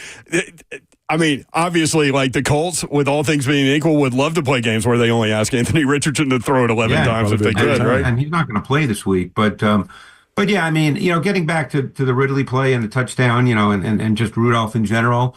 I mean, it's funny because Rudolph, look, no quarterback, and certainly not Rudolph. And on the Ridley play, he ran a great route and he ran by the corner of Womack, and it was a beautifully thrown ball. But Rudolph's played in this league. He's got snaps under his belt. My guess is no one would consider him a starting quarterback over the course of a full season. But I think that he'd be considered a really solid backup type player, that if you had to put him out there 3, 4, 5, 6 weeks, you could do that as long as you had enough team around him. You need a run game. You need a defense. Obviously, the defense let them down this week. But, yeah, you can line up and play with him for sure. Much will depend, I think, going forward. Well, there's a lot of factors here, many of which we don't know. We don't know, number one, if this coaching staff will be back. We don't know if they are back, what this group thinks of the college quarterback class. I think it's going to be pretty polarizing, quite frankly. I think there'll be some that like it and some that feel that, there's not a quarterback you should take in the top 10 or top 20. That'll remain to be seen. But, my sense is, again, just speaking, from 30,000 feet, being not in the building, my sense is this particular coaching staff has decided that Will Levis is not the answer. I think that's got to be true, right? Like actions over words. If it were not true, he would be playing the last 3 weeks, right? So because if you still think he's potentially your guy, it would seem to me, again, I'm just giving you my opinion, that you'd want to get him as many snaps as possible. Exactly. And it's not like, oh, let's go to Mason Rudolph to save our season. No, you're a 3-win team. Like, you know what I mean? But right. I was surprised to see him throw one down the field because I always call him Charlie Checkdown. So that was a nice ball. Though, Brent, because I remember watching him coming out of college, Oklahoma State, and he was a really good deep ball thrower. They had James Washington, who ended up not making it in the league, played a number of years, but, didn't really make it. I think he was a second-round pick of the Steelers, and he was a big-time deep ball thrower in college. So the Colts were able to run for 355 or whatever the number was. Like, what was going on there? Is that young inside linebackers not fitting where they need to be? Obviously, look, in the first half, Murray played pretty much the entire first half. Reese played, I think, 23, 25 snaps before he got hurt. And then in the second half, it was mostly Williams and the two rookies, Williams and Gray. I thought Gray had some good snaps. I thought he flashed. Their D-line got moved by double teams. Lynch in particular, there are a number of plays where Lynch just got moved. Even Sweat got moved a couple of times. I mean, normally the run game, there's no magic, Brent, as to why you get beat in the run game. You get beat because guys get blocked either one-on-one or they get driven out in double teams or guys hit wrong gaps. I mean, there's not magic to it. And then, normally what happens is it's always easy to say second-level defenders take bad angles. That's easy to say on big runs, but they're not necessarily expecting guys, the back to fly through there untouched. Which when it happens, that's a tough deal for a filling safety. Can you tell anything? Like, so Gray's missed a lot of time with the injury and all that, and he's a rookie. And James Williams is moving from safety to linebacker, obviously, and there's some transition there. Have you seen anything from those two guys that gives you kind of a positive big picture outlook for what they might be able to be? Well, Gray in particular, I thought he had some real positive plays. I think he navigates the box pretty well. I think he sees things well. He's able to work through traffic. Williams, it's hard to tell just because I didn't see a lot of it, but that doesn't mean he can't play. But he is making a change. And obviously that change has been going on since they drafted him. So, he's been working a linebacker, but the game is totally different when you're a linebacker versus when you're at safety. So, there could be more time there, but he's built like a linebacker. I think he was 6'4", 231 at the combine. So he's really built like a linebacker. We'll see where they go with that position. Murray, I'm sure, will be back. He signed more than a 1-year deal, right, Murray? I don't know. Yeah. Yeah. So he'll be back, after that, I think they'd like, in an ideal world, my sense is they would like Gray to be a starter, but, we'll see what happens going forward. Yeah, that'd be interesting to see how they move forward there. Is this, if you had to pick one, Cosell, on the defensive side of the ball, would pass rusher be something that needs to be addressed? I would say so, yes. Mm-hmm. Yeah, I mean, I don't think they've rushed the quarterback really well. Right. Is that weird with having two mammoths of a man up front? What's that? Mammoths. Two mammoths. Mammoths. Mammoth University. That's Welcome to Christmas week on Sports Talk Radio. Two mammoths of a man, and for us, Tivondre Sweat and Big Jeff Simmons. Is that kind of strange not to have guys coming off the edge? Well, that doesn't really necessarily, it impacts doesn't equate players. To it. At some point, they got to rush the quarterback and they got to beat tackles. Gotcha. It's been an odd season because the offense has never really gotten a strong foothold in games where you felt like, hey, this was an offense that was going to control the pace and tempo of games, make it easier for your defense. Mm-hmm. It was a bad mix all season long. And so sometimes it's truly hard to evaluate players because the way the games play out. Right. But there's no question they didn't rush the quarterback off the edge the way I think they anticipated with Landry and with Key. I know Key is still under contract for next year. My guess is he'll be back. Is Landry's contract up, or is he back? I think he's back. No, he's still rolling. I'll look it up while we're talking. Yeah, so we'll see. We'll see what they do in the draft. They're obviously going to have a high pick. Whoever's making that pick, my guess is going to have a decision as to whether it's quarterback or what a position. And, we won't know that for a while. But, there's a lot of snowball elements to this season where things did not go well. And there was the complementary football aspect of good teams was not really there for the Titans. Yeah, just a quiet year from Landry and Key, man. I mean, it was. Didn't see a lot of this coming. Both of them too. You didn't see a lot of impact plays. No, I say that all the time, Cosell. Like, they do have numbers, but how impactful are those numbers? Give me impactful numbers over quantity all day long. So now the Titans go to Jacksonville. They've got 2 games left. They go to Jacksonville this week. 2, 3, and 12 teams. 50% chance of thunderstorms there. So it could get ugly on top of being ugly. Calvin Ridley said this, I got to get them. I want to get them. I want to beat them. They talked trash to me last time. I really wasn't listening, but they stopped me a couple times and I just heard chirping. He said, I want to chirp. What do you see in this matchup? Obviously, the 10-6 thing happened and it was ugly, but what do you see in this one? Oh, I mean, you're dealing with 2 bad teams right now. So, these matchups are hard because you just don't know. I mean, Mac Jones he's a backup quarterback as well. He struggles a lot. You really would love to be able to get pressure on him. If the weather is bad, it's going to be an odd game. They'll run the ball a lot. Both teams will have to. You'll probably have a low scoring game. It might be a turnover game. But you're dealing with 2 teams that are not really explosive. The rookie receiver for the Jaguars, Brian Thomas, has had a really good season. Yep. I liked him coming out. I thought he'd be an ascending player. That's proven to be the case. But weather can dictate, a game like that. If it's truly thunderstorms and rain during the game, that's going to make for 2 bad teams probably playing even uglier football, Brent. Looking at Harold Landry's contract, spottrack.com is a great site. They have a potential out in 2025. He's under contract. He's an unrestricted free agent in 2027. So, so he signed a long-term deal. Yeah. I always wonder about guys like that because he's shown he can play in this league and he's had really good moments. You wonder if a season like this, again, I'm not defending him at all, believe me, but if it just feels like to a guy like that, it's just a hard year. Now, they're professional players. You got to go out and you got to play. That's their job. But these years, I imagine, would just be hard on players, after a certain amount of time. I mean, it's funny. I was watching the tape of the Bears offense this morning versus the Seahawks from last night, and you could just see toward the end of the game with the Bears, the players' body language was just like, okay, here we go again. You could just see it. I mean, they're human beings. Yeah, that was an ugly game too. It really was. So maybe it was preparing you for the Jags-Titans game. So I know, we seriously need a straitjacket to keep us in there. So what you're telling us is that you guys at NFL Matchup did not break down the Titans at Jaguars game. We did not. No. Cosell. I assume that's not the national game this week. I thought it had a lot of tension on it, but no, it's Spiro Dides and Adam Archuleta have the call.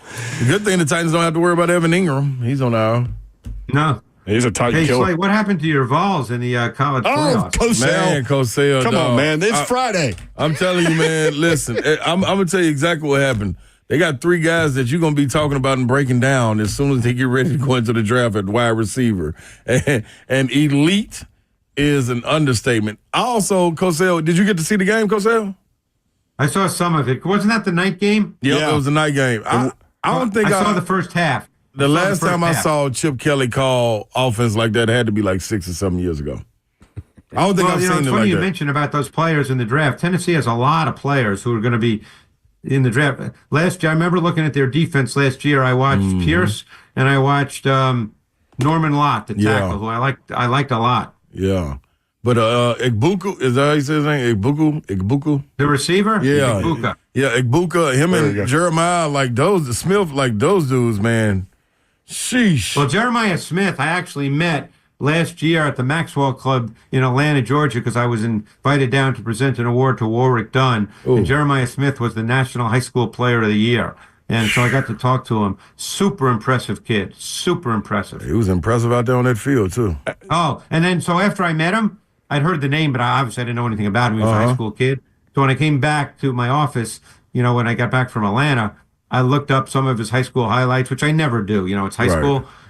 But I'll tell you what, it looked like he was playing against 9-year-olds. Oh, yeah. The same 9-year-olds were out there on Saturday with us. Well, listen, I know you haven't broken down college guys yet because we're still in the NFL season, obviously. Well, it depends who you're talking about. This past summer, I did about 130 guys who were still back in school this year. Right, and we've talked about a lot of those guys, but like Will Howard's a guy that we weren't really in on, but man, he lit Tennessee up. Yeah, I did Will Howard too. He's a local kid just on the other side of Philadelphia. So, because first, obviously, as you guys probably know, he was at Kansas State for a number of years. Yep. Mm-hmm. He's an interesting guy. I mean, again, I'll watch him again this year from, being at Ohio State. But I did him last year, and I thought he was an intriguing prospect. He's got really good size. He's got plus athleticism for the position. I think there's something there. Like, I'm not going to sit here and tell you he's going to be a top 5 pick, but I think there's something there. And I think he's going to end up playing in the league. What that means, I don't know yet because I have to watch his tape from this year. Mm-hmm. But, I was kind of surprised by his athleticism because he's a big kid.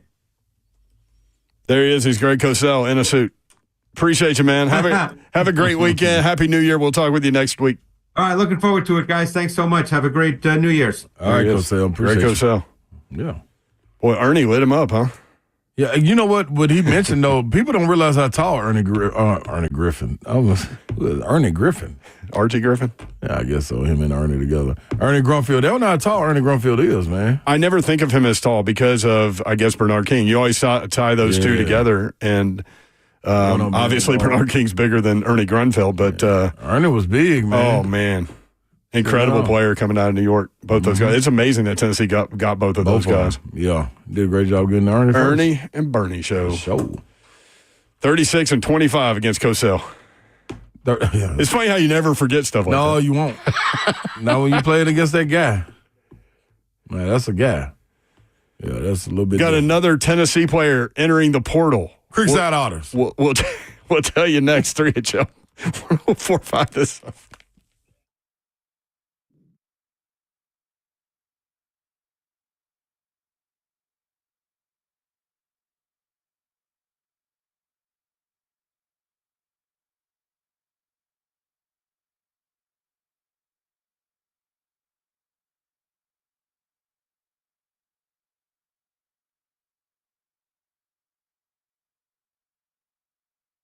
All right, New Year is coming up, which means maybe you need new things in your house, like your windows and your doors. Yeah. You need to replace them. Well, it was time for us to replace windows and doors in our rental property and our home. And I chose Pella Windows and Doors of Nashville to do it. I've absolutely loved the experience with them. And you might be surprised to learn how affordable replacement windows are from Pella if you tell them about the Dawn deal. 50% off qualifying installations and no money down, no interest, no payments for 12 full months. They can take care of you. That's a great deal. On top of that, let me tell you, they have the staff in place to make sure that they can take care of you on numerous levels. Of course, windows with the lifetime warranties. Pella has been around. They'll be 100 years in 2025. Lifetime warranties on their products. And then Pella Windows and Doors of Nashville also backs up their work with a 10-year labor warranty, which is leading in the industry. So go ahead and give them a call. Get ready for the new year with new windows and doors. Their phone number is 615-249-1910, or you can just schedule your free consultation and check out that Dawn offer I told you about, PellaNashville.com.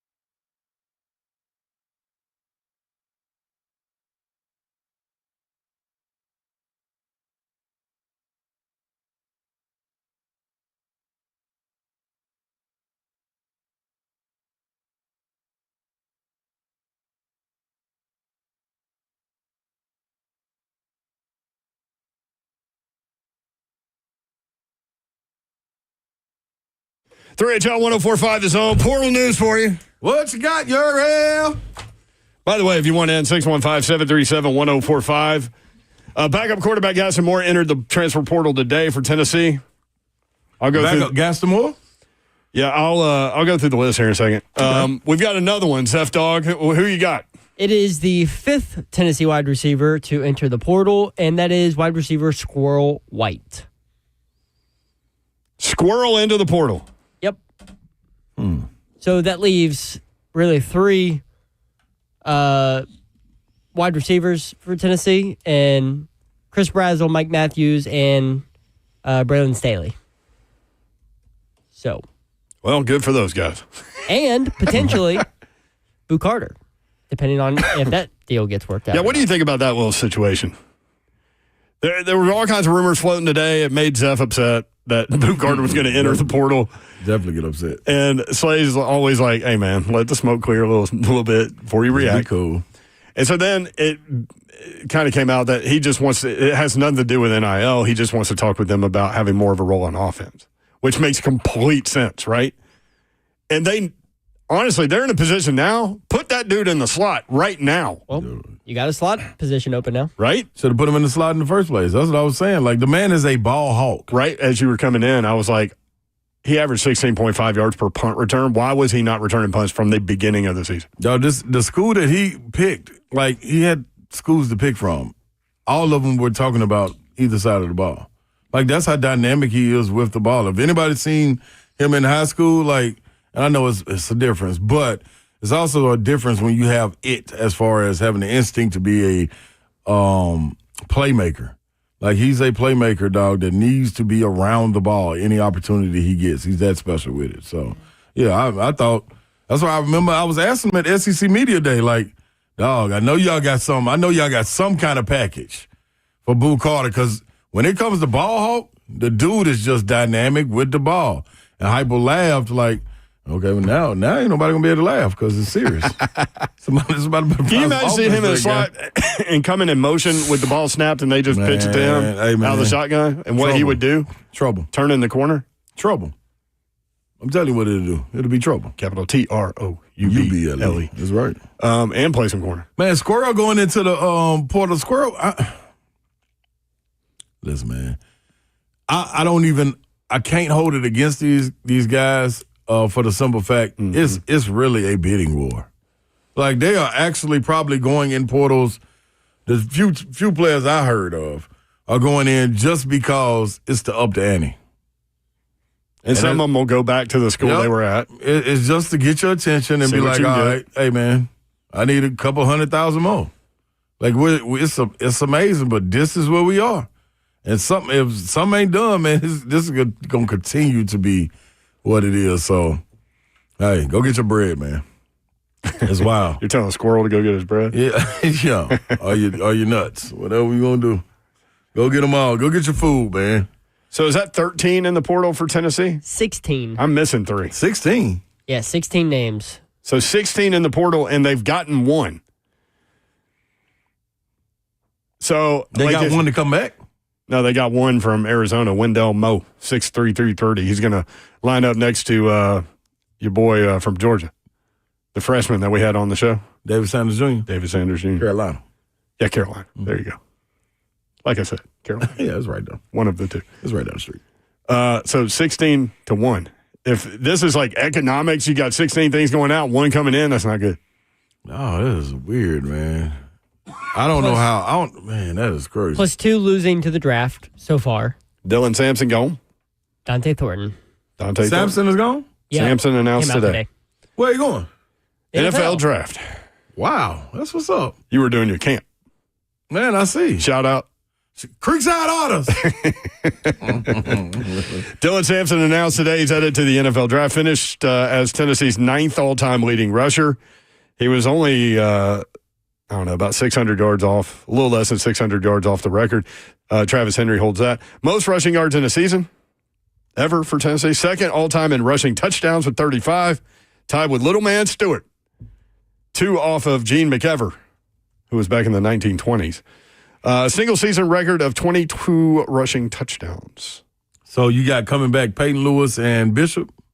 Yes. I feel like it's somebody Cam said They had a running back signed too, right? That's what I thought. I move on so far past signing day once it happens. I mean, why would you stay there? Because you don't know what's going to happen when the portal open back up. Everybody might be gone again. like the lineman that Zeph sent. I remember that. Where's he from? Northwestern? Yeah, committed to LSU got in the mix. LSU. And Ohio State got in the mix. LSU ended up winning that bidding war. That's crazy. I guess, hey, here we are. Here we are. And you know what's even more wild? Like, you don't even know what outcome of these guys is going to be, man. That's the toughest part about football. Like Ohio State, $20 million on their roster. I mean, they are right there knocking on the door, though, of the national championship. But is it going the way you thought it would go? That's what I'm...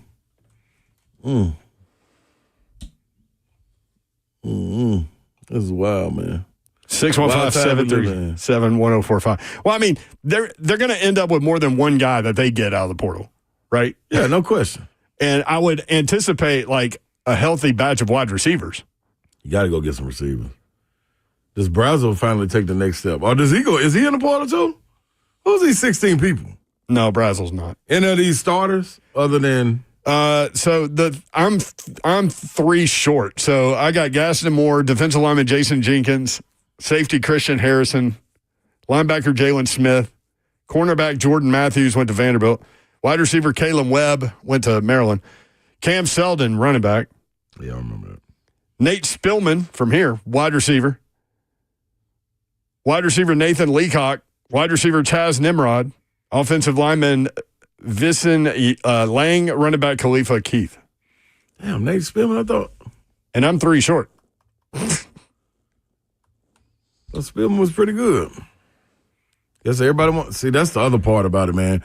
A lot of these kids just want to play too, and with that hanging over them, like to be able to jump in the portal, like they don't have to wait. Yeah, that's right. It can just go. This is wild. But the players have to be careful, too, when you jump in the portal and you choose a school because they could go get 2 more wide receivers. No, they're going to go get 2 more. Yeah, and then you're maybe in a worse position. Yeah, 5,200 strong in the portal right now, I think. Let me see how we go find out. I remember one day we were tracking this. 5,200. Yeah, I think it's 5,219 when Babsy sent it. How many kids in the portal? How many players? So David Sanders Jr., 5-star for Tennessee. I'm just kind of looking at their recruiting class again because I haven't looked at it in a while. Wide receiver Travis Smith from Westlake, Atlanta, 4-star player. George McIntyre. What up, George? George, hey, man, shout out to George McIntyre. He came over and spoke to me when I was on the field. Shout out to Ethan Utley. Same for him. I was sitting there. Where were you on the field? Beginning of the game. Oh, the Tennessee-Ohio State game. Yeah, I thought you meant Creekside again. No, shout out Creekside Otters. But, I was right there. George came over there and spoke, wrapped 2-3 minutes, man. Asked him how you liking it. He was like, man, this is dope, dog. Like, so, yeah. Now, that's one thing I love. Because I don't know if that was happening when we were in school.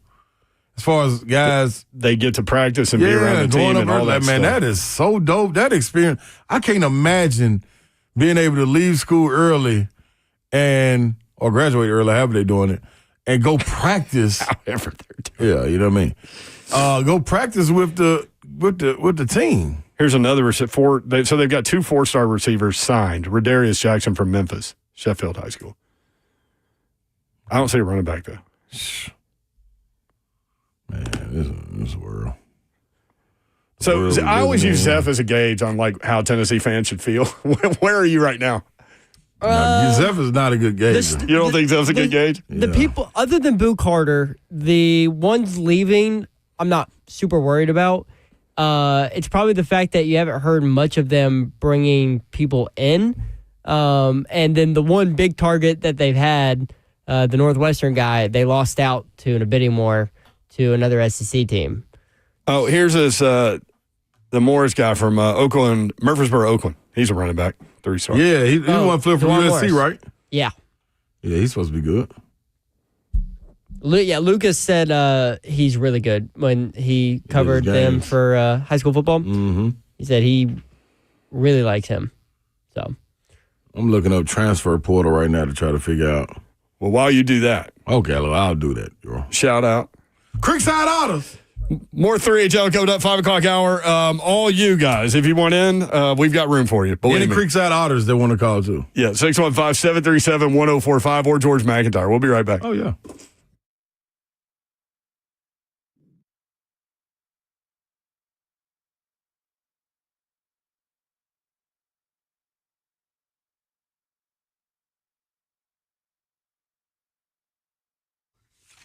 Ladies and gentlemen, what's happening? For over 50 years, Brentwood Jewelry has been proudly serving the Brentwood community with exceptional style and exceptional deals every day. Now, as a family-owned and operated business spanning 3 generations, they are deeply rooted in the community. From Salem's service and special forces to his son serving as local firefighters, and the Momely family is dedicated to giving back in a time that is imperative to support local. Shop Brentwood Jewelry. Get out there, man. Get those engagement rings. Get those watches. Get whatever you're looking for. And this is one thing I never really talk about, the repairs. So if you need a repair done to a necklace, earring, duplicated, or watch maintenance, the workmanship that goes into Brentwood Jewelry's customized pieces is one of a kind. Experts in repairs, from vintage family heirlooms to recreating a missing piece. Get over to Brentwood Jewelry right there. Where you need to find them at 7012 Church Street East, located in the heart of Brentwood, just off Franklin Road, BrentwoodJewelry.com.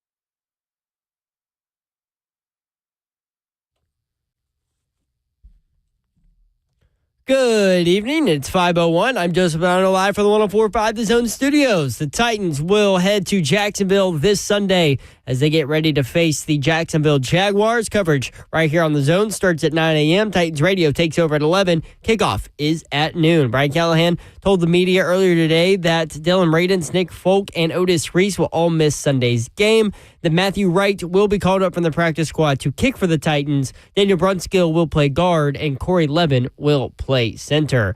In Tennessee Vols news today, running back Dylan Sampson has announced he will forego his senior season and declare for the 2025 NFL Draft. His junior year, Sampson ran for 1,491 yards, 22 touchdowns, named the SEC Player of the Year by the AP. Also, Tennessee wide receiver Squirrel White is entering the transfer portal. That came out a few moments ago. He is the fifth Vols wide receiver to leave the program through the portal this December. Also, according to reports from On3, star freshman defensive back and return specialist Boo Carter has plans to enter the transfer portal, but is currently having conversations with the Tennessee coaching staff about his future, where he reportedly wants a role within the Vols offense. No move has been made at this time for Boo Carter. For all your foundation repair and waterproofing needs, you need to visit USSTN.com. Breaking news at once on your home of the Titans and Vols. This is 104.5 The Zone.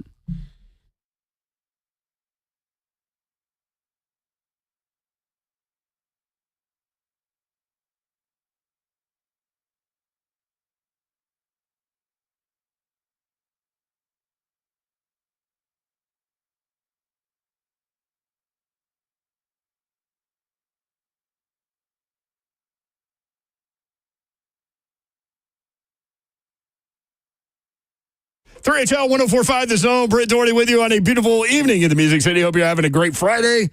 Weekend is here. Lots of football, college bowl games tomorrow. There are a couple of really good bowl games, actually, theoretically. Number 18, Iowa State against number 13, Miami. Miami favored by 3.5. That game's at 2:30 on ABC. Pop-Tarts Bowl. You like the trophy in the Pop-Tarts Bowl. I absolutely love it. I don't hear you. Your mic is on, but I don't hear you. What the heck is going on? There you Zephyr? are. Yeah, do I? Hey, I need you to come back here. I was about to say, I knew you needed something, Zephyr. Listen, I'll be back up shortly, dog. For those that missed it, Slay Dog produced a good portion of the show on Christmas Eve. Yeah. It was something. Come on, Zephyr Leffer. Number 17, BYU. Number 23, Colorado on Saturday at 6:30 ABC, the Alamo Bowl. Alamo, I do love the Pop-Tart trophy. Yeah, because it's a toaster. Is it a real toaster? Yo, it's absolutely real. So you can put Pop-Tarts in it? Yes. No way. They did it. Don't they also have the edible mascot? Yes. Edible mascot? Yeah. He jumps in. He jumps in the toaster. Oh, here we go. Carol goes, Pop-Tarts are nasty. She's on YouTube. Well, Carol, I'm not going to push back against that because you don't know. You don't need to have an opinion about it. Mm-hmm. You're absolutely right. Frosted cherry. We've been through this. Mm-hmm. I don't know. What was the one that Babs likes? I know cinnamon brown sugar or something. I like brown sugar, cinnamon. Those are good. Same thing. A lot of people love those. Not the same thing. Brown sugar comes first. No, cinnamon brown sugar is the same thing. Brown sugar, cinnamon? It's brown sugar, cinnamon. Okay. I'm going to eat some pancakes when I get home. Vanderbilt just took the lead 21-13, and now Haynes King has thrown an interception, returned down to the 10-yard line. Vanderbilt rolling. These teams are out here fighting, too. Like, they're swinging on each other. Get them, Vandy. Fighting Clark Lee's. Creekside Otters. I'm fighting a sneeze, man. I see it, boy. It happened last segment, too. It's trying to sneak on out, yo. It's that bright light right there. Just turn your mic off. I got it. What were the bright lights that affected the gremlins? Yeah, Gizmo, yeah. Mm-hmm. Bright light. What else we got? Oh, NFL games. All kinds of NFL games. So now we, again, 2, 3, and 12 teams in the rain, it looks like. Now, what about the game? What was it, last night? 6-3? Oh, it was awful. Well, what's going on, man? See, that's why y'all need to, you know what? That ain't nothing but an omen. That's karma. Roger Goodell, leave Christmas Day alone. Is that what it was? Yep. And you had a team score 2 points on Christmas Day, then turn around and two teams scored 9 total points. On Thursday. On Thursday, yeah. So from Michael Mulvihill. That's a beautiful name. Michael Mulvihill. Mulvihill? Why? Listen, you got a family name named Mulvihill. Why are you going to name him Michael to go alliteration? That makes it harder to say. There goes Pavia around the left side. 10, out of bounds at the 6. Pavia is tough, dude. Pavia's back, man. And Pavia's back. And flag on the play. Apparently, there's been a ton of flags in this game. Yeah, this is the flag team.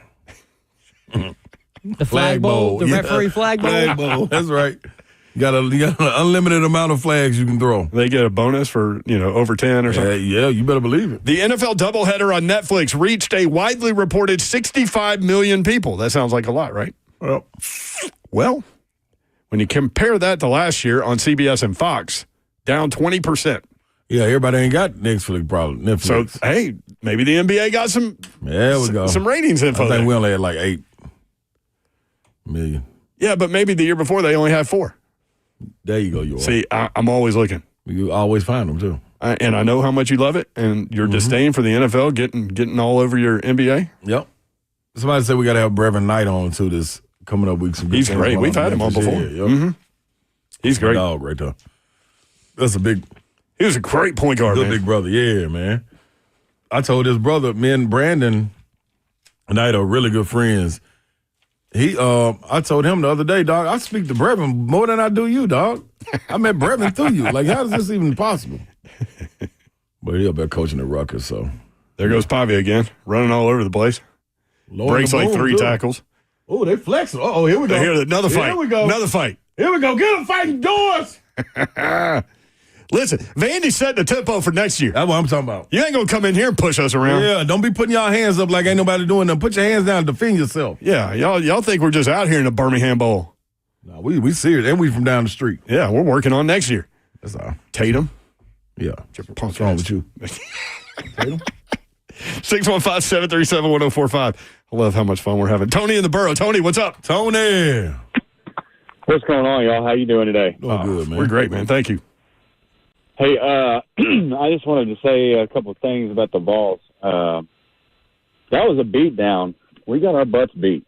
Mm-hmm. But you know what? You know what was really fun about that? I mean, it wasn't fun getting beat down. Nothing.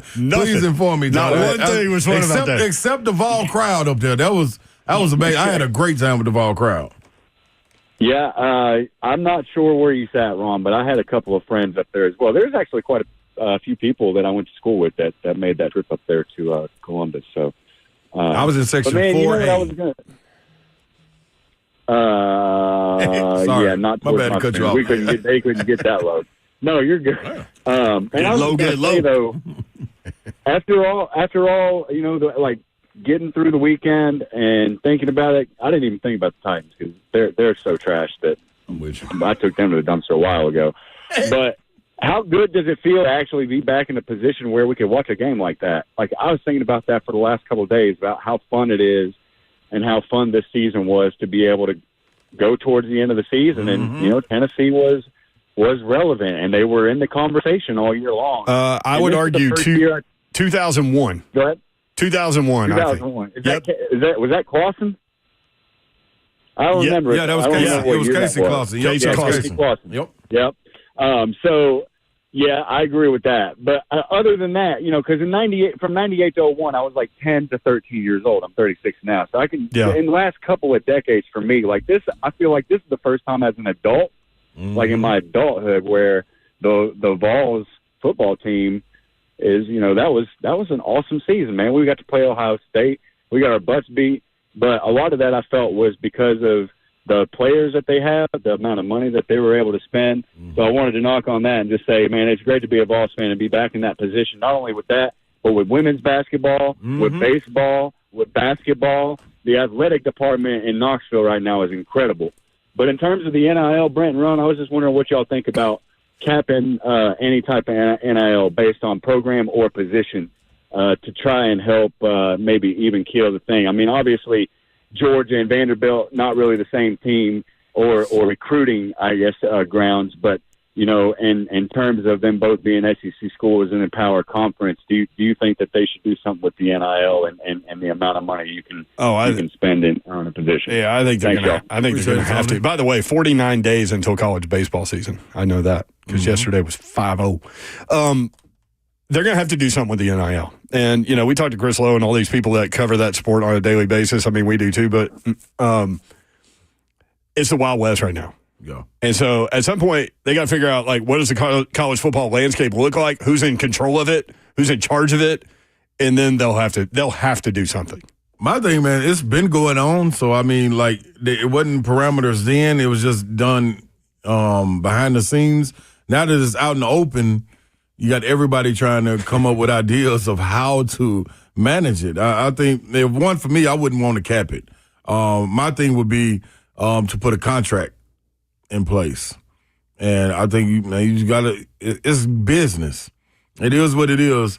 So put the contract in place where it protects the players and the university, and you move forward as is. Everybody getting agents and things like that to work for them anyway. Let them do the negotiations, get your paperwork right, and lock in. I do think it should be a 2-year minimum as far as a stay before the contract is. You can void the contract, or you have a player option if that works, but.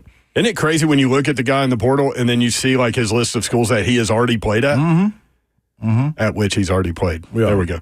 But it's like a list. Like they're going, like a lot of these guys, but by the time they get out of college, they play for 4 schools. Yep. By the way, Diego Pavia, a touchdown pass to Skinner in the corner of the end zone. Vanderbilt with 14:55 left, pending the extra point. That's why I'm dragging it out.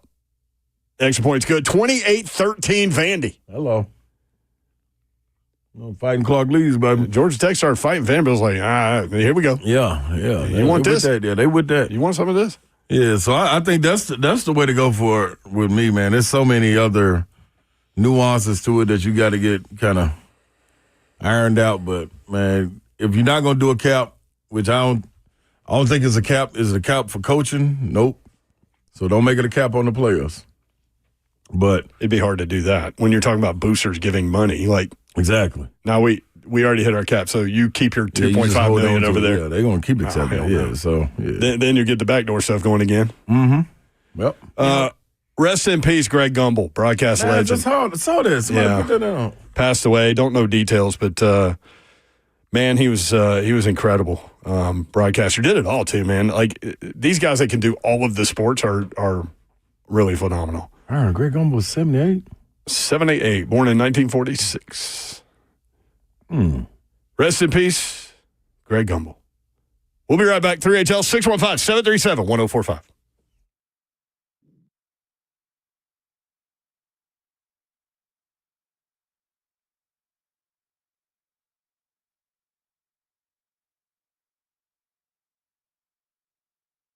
Where's my folder?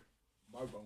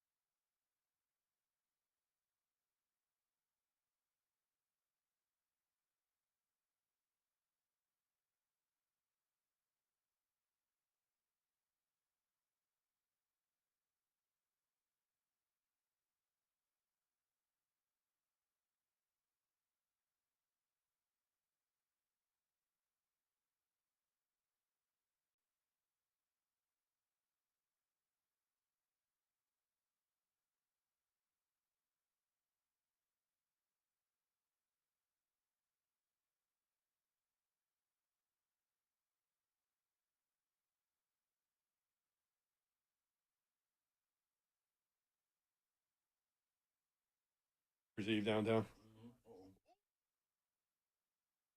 Whoa.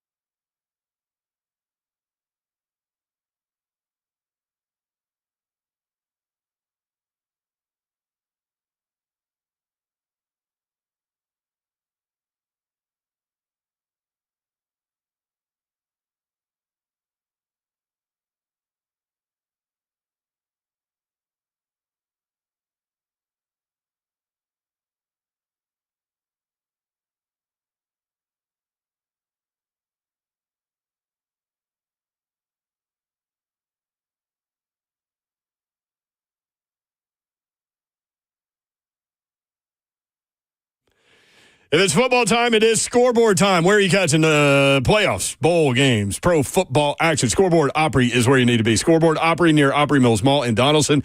They are open late and always warm. Go check out their brand new football menus with new food and drink items that are sure to impress anyone. With tons of TVs on their huge heated deck, there's not a bad seat in the house. So get there early to grab a table for all of the football games. And don't forget, there's always plenty of free parking. Scoreboard Bar and Grill has its own built-in party. Come watch Tennessee-Jacksonville Sunday, then stick around after the game for the Spasmatics 4 until 7.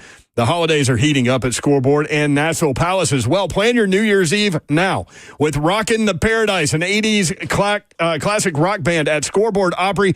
And Nashville Palace will have the Spasmatics on stage, both rocking you into 2025. Tickets are selling fast, so hurry and follow Scoreboard on their socials for New Year's Eve ticket details and more. Scoreboard and Nashville Palace, the place to party this holiday season.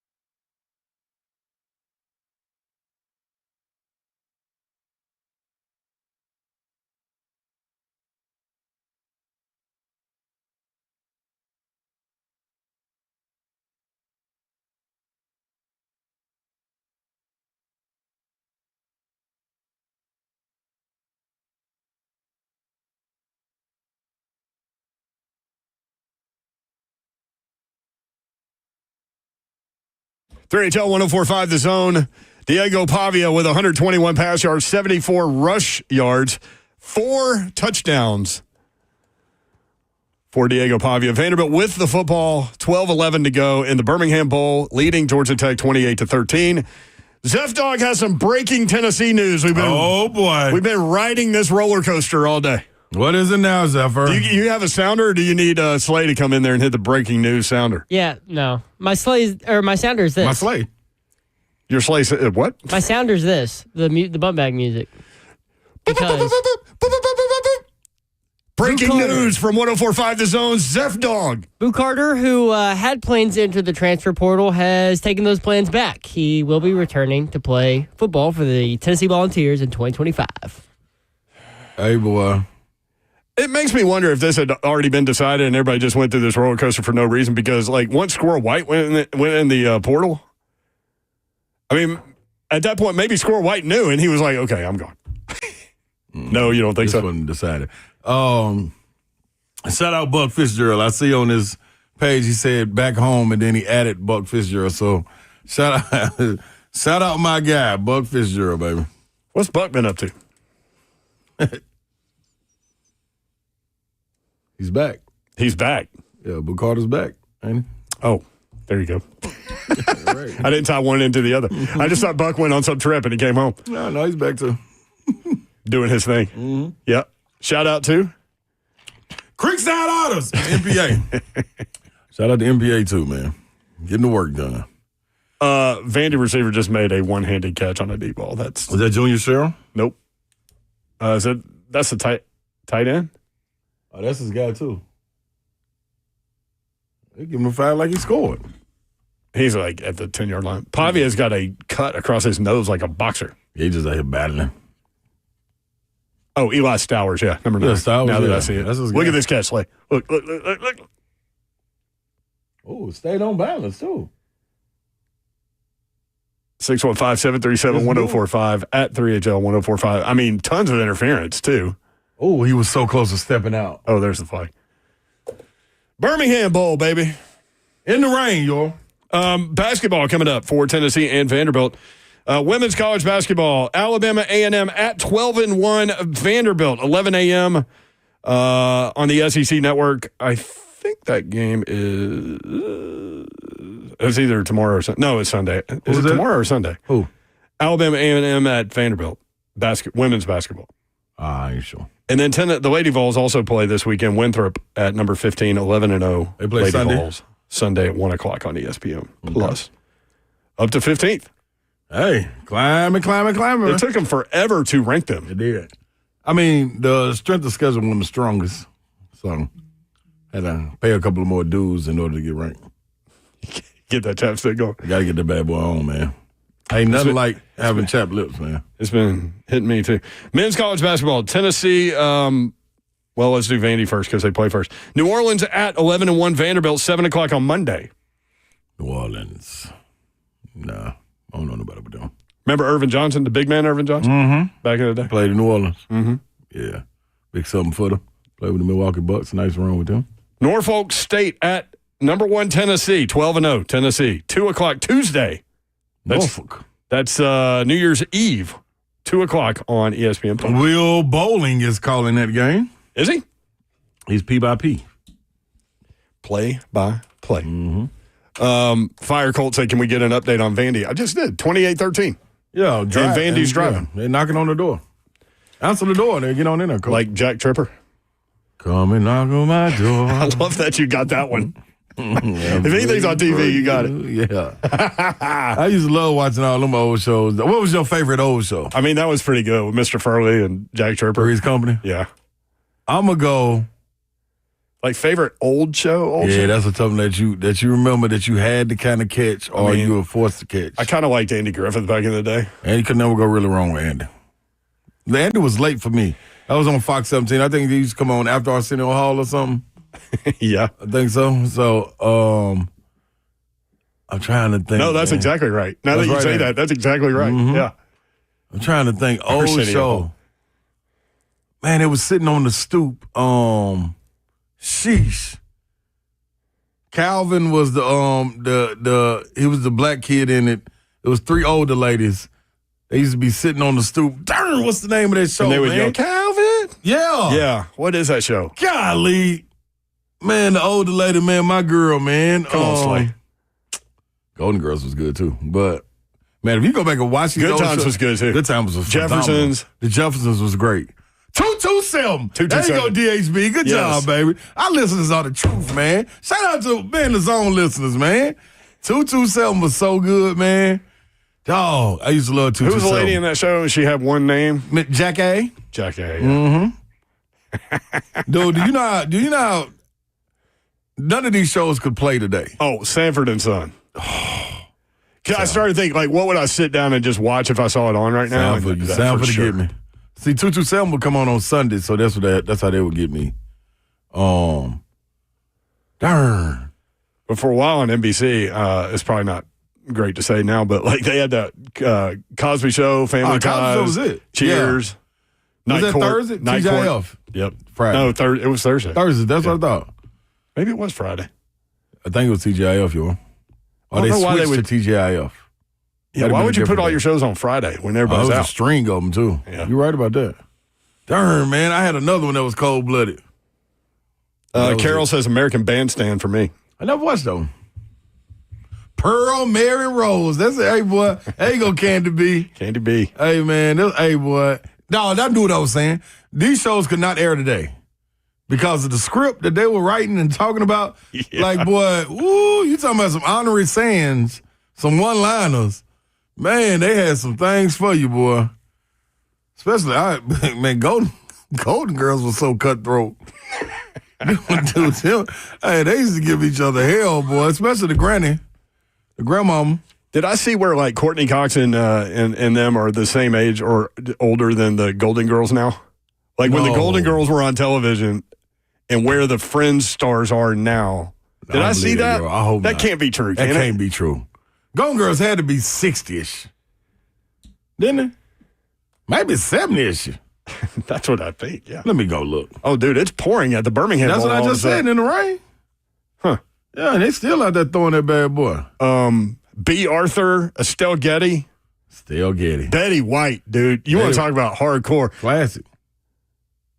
615-737-1045. Harold says TGIF was Full House, Family Matters, Sabrina, and something else. Sophia was between... They varied throughout the show, but generally fell within the following ranges. Sophia, that's the grandmama, was between 80 and 85. Rose, so she's way up there. Rose was wasn't that no, Blanche. Rue McClanahan. Blanche was Rue McClanahan. Yeah, Dorothy was the tall one. Rose was Betty White. Rose was Betty White. Rose was between 55 and 62. Dorothy, the tall one, was between 54 and 61. Blanche, Blanche was 53 and between 53 and 60. Blanche used to have my eye. Like Martha? Yeah, I used to watch for Blanche. Blanche, my girl Jack A on 227. Maybe. That's weird. I need to go to a therapist. For what? Cause I think I was watching older women when I was young. Like you're starting to think that's always been a thing for you? Yeah. like older though. Like Blanche. So, all right. So you're saying that not the grandma, but the other characters were between like 54 and 60? Yeah. Yeah, Courtney Cox is right now 60 years old. Is she? So Courtney Cox and Jennifer Aniston, who's still incredible, could do like a Golden Girls remake now. Somebody got to be pitching print money. Somebody got to be pitching that. Dog, that's when you supposed to come through with. I love when the big fellas pitch the tent. But you back there not being the producer that you need to be because of me. I answer calls. Oh, you're saying that you performed so well as producer on Christmas Eve that you scared Oh, Zeph? yeah. He don't even know how to respond no more. Look at him. I was shaky on the phone. He don't even know what to tell the callers, man.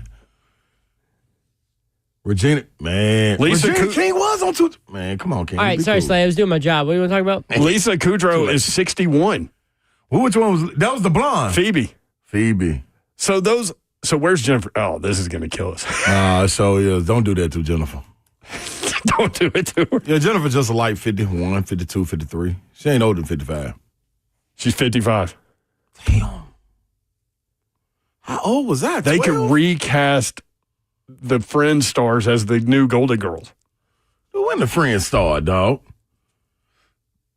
Friends ain't that damn old, Euro. 615-737-1045. Friends is old. That is definitely a show I will watch every time it comes on. All right. Friends started on September 22nd, 1994, ended May 6, 2004. 10-year run. That started when I was in high school? I didn't even peep that till I was in college. I was 21. Was this the longest running or was Seinfeld the longest running? Seinfeld was the biggest paid, though, right?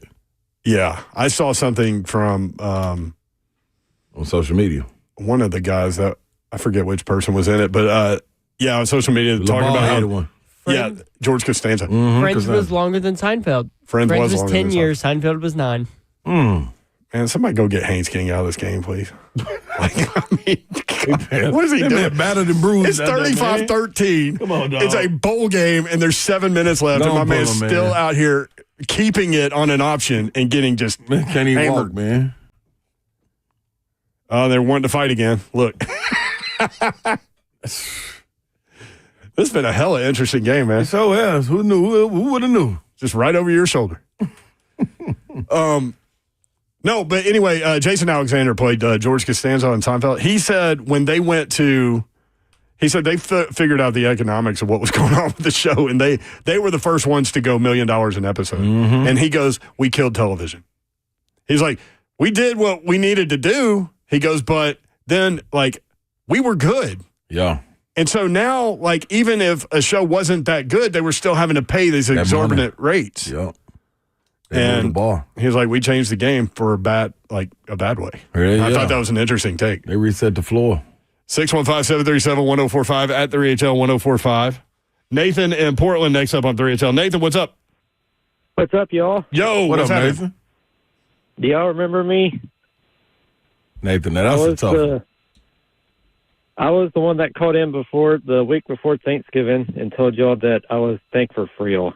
Oh, yeah, okay, yeah. Nathan, What's up, Nathan? How you feeling, bro? Thank you, buddy. You didn't change your thoughts, did you?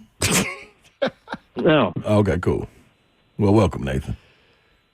I was going to ask, what are y'all's opinions on, do y'all think Pavia should stay at Vanderbilt, or should he go to somewhere else and try to find a ring? Dude, I think Diego Pavia is Mr. Vanderbilt. Yeah, he would be. I would be shocked, and he'd be a fool to leave. He is the heart and soul of that franchise, that program right now. Mm-hmm. And I can't wait to see what he has up his sleeve next year. Yep. So far in this game, thank you, Nathan. Always appreciate the kind words, brother. Appreciate you. Happy Christmas and Happy New Year. Yep. Pavia today, 13 of 21, 160 yards, 3 touchdowns, no interceptions. Oh, there's the hit on Haynes King, right in the back. That's why they was ready. But Taylor's a hard hitter, though. Yes, he is. C.J. Taylor. Diego Pavia on the ground, 15 carries, 80 yards, and 2 touchdowns. Slay Dog, this man has 5 touchdowns today. Who? Diego Pavia. Man, the truth. And he's got a cut across the bridge of his nose, like his nose is broken. He probably cut himself. Just let him know I'm tough out here. Just don't cut myself. Cut him, Mick. Cut me, Mick. Eric in Nashville. Eric, what's up? Hey, guys, y'all were talking about TGI Friday. Now, it actually was on for several years. There were 3 other shows that were part of that rotation, not at the same time, but they were kind of in and out. One was Perfect Strangers, the show with Mark Lynn Baker and Bronson Finn show, Balky and, also Step by Step. That was Patrick Duffy after Dallas and Suzanne Summers after Three's Company. That was part of that rotation. Yep. Now, did you mention Family Matters with Urkel and Carl? Yeah, that was automatic right there. Yep, I remember them. Yeah. Yep. Mm-hmm. Yeah, it was on for something like 9 years. And also, part of that show, too, was Thelma Hopkins. And she was also on another show, I believe, with Tom Hanks and Peter Scolari. It was, Bosom Buddies. She was on that show. Then she wound up on Family Matters, but she didn't stay the whole time. I think she was on, like, the first several years of that show. And also part of that show, the guy that played Richie was Christoph St. John, who was on The Young and the Restless. Okay, appreciate it. And also, if you remember, he was also in the episode of Happy Days. He was a little kid that was working with Spike at the time that Richie and Potts and Ralph had to babysit a bunch of kids. And when he was that little kid that talked to Potts' cousin Spike, and he says, "Hey, kid, I like your style." You and me could go places. We had to babysit a bunch of kids because they tried to raise money for a football game. Eric. Well, Eric remember that, Eric. That's what I'm talking about, man. Hey, Eric, Happy New Year, brother. Happy New Year, dog. Happy New Year to you guys. Y'all take care. Man. Yeah, dog. Did you know? What? Go ahead. No, you go ahead. No, okay, I was going to flip it. Oh, no, I was just going to say Urkel was coming out with a book. Oh, yeah? Yeah, so he's been doing interviews, a string of interviews, and it's interesting to hear his take on how that all came about. You know, he wasn't supposed to be written into that Is show. that right? He was just supposed to be a blip. And he was the star. They brought him back, and it was on. Yep. And it was tough late because you knew it had a timeline to it because he got older and taller and his voice got deeper and all that stuff. Yep. That's tough. I was going to ask you, did you see the Grizzlies yesterday? Memphis. 155. No. Let's see. Let me go look at this stat line. 155 to 126 over the Toronto Raptors. They had 8 players with 11 points or more. 8 players with 11 points or more. See, I'm going to tell you the problem with this, y'all. What's the problem with it, Clay? Who are they playing? 76ers? Toronto Raptors. Who are bad. Are very, very bad. Clearly. John Morant, 15 points, 9 assists. His plus-minus was plus 28. I love that. As was Jaren Jackson, plus 28, 21 points, 6 assists. You know the first coach to bring up plus-minus to me? It's always been a hockey stat. But Bruce Pearl, when he was at Tennessee. Early on when he was at Tennessee, I was talking about something, and he was like, yeah, but you got to dive a little deeper. Like, what really matters is what happens when that guy's on the floor. Yeah. That's the European effect. He was the first person that talked to me about that stat, and that was a long time ago. But see, I learned that when I went over in 2003 that it didn't really matter. Like, you can go out there and score 30, but you can have a plus 4. That's what you were talking about yesterday. Like, 2 guys can have 20 points, but what did that 20 points look like? Exactly. So that's where I picked up on it. That I thought it was that stat actually kept me in business. Because I would always and it also make you adjust from playing so individual based as far as chasing points and rebounds. Like, it's more about the impact of the game. Like, you may only have 6 and 6, but boy, it makes you aware on defense too. Yes, you know what I'm saying? Like, it was, man, the plus minus, that would be the first thing everybody, when we got in the locker room after the game, like, what's your efficiency rate? You know what I mean? What's the plus minus? And I know I had it written in my contract too, using the plus minus system instead of, I kept rebounds, but instead of using points, instead of like saying he got to average 16 or 17 or whatever it is, you got to average a certain plus minus. So make sure you play the right way. Look at this rebound stat in this game. Memphis had 63 rebounds. Toronto had 40. Come on, man. They were having fun out there. Dude, I don't know if they gunning or what. Grizz at 21-10. They are 14-4 at home. They roll. More 3HL, 615-737-1045.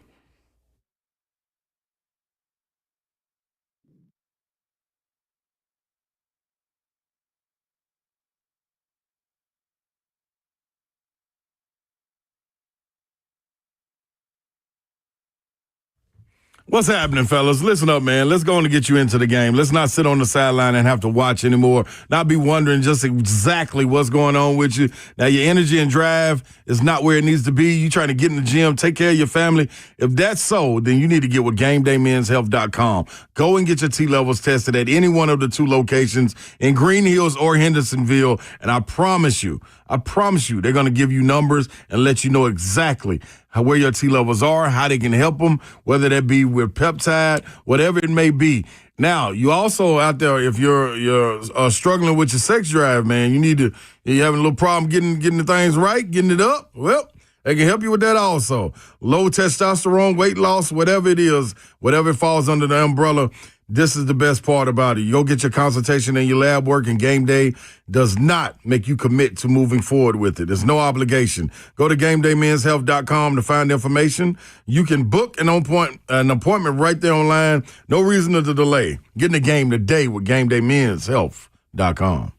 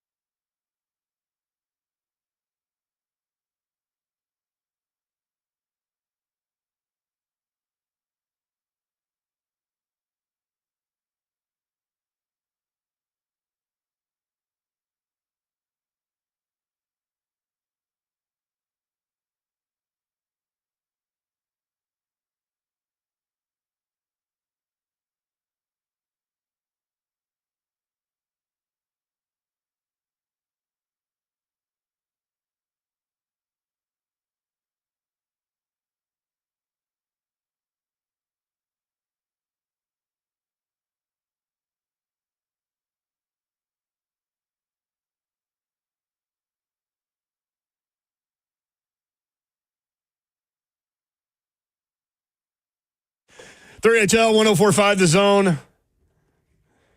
Britt Doherty. Dawn Davenport on assignment. She's in New York City. Hey, Babsy. What up, Babs? She's not listening, or she would have definitely messaged us. Oh, yeah. What are you fools doing? Y'all talking about old TV shows? What are you doing? It's the end of the year, Babsy. I told Slade during the break, I felt like we had a lot of stuff. He's like, well, old TV shows made it in. So. Yep, quite a bit of stuff, y'all. 615-737-1045 if you want in. The Vanderbilt Georgia Tech game is mercifully now in a weather delay with 7 minutes left. 35-13 Vanderbilt laying it on Haynes King and the Yellow Jackets. Patricia Tyler said, man, I think her daughter is at the Vander game, and she's a fan. And I think somebody said they just cleared the stands because of lightning. So Patricia said that scares her. So Patricia, we got her in our prayers.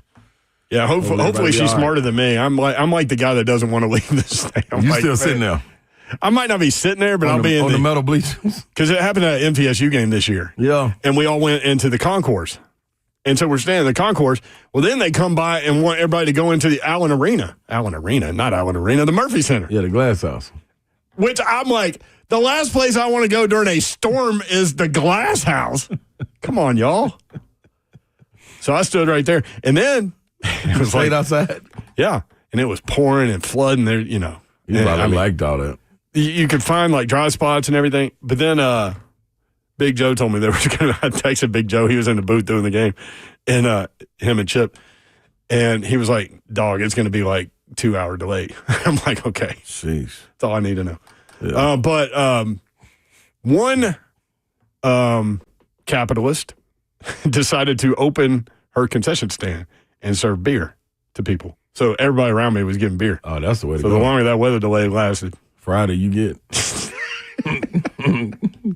Weather can't run away Fridays. Ja L. My mom and I used to watch Newhart and Designing Women. Newhart was low-key really good. Bob Newhart was a comedic genius. And he never laughed at anything. He just dry. Just tell his joke and like you don't even know he's joking. What did I tell you Babs was going to say? What did Babs say? I said, be careful, Babs. They'll set somebody on fire in the subway. She wrote back all caps, stop! Exclamation mark, exclamation mark, exclamation mark. She's always the one to put it out there. I know. Yeah, y'all just flipped roles right there. I told her I love you. I love you, Babs. What do you mean? Just in case something happens? Yeah. She knows on the way out you love her. She knows the ones that care.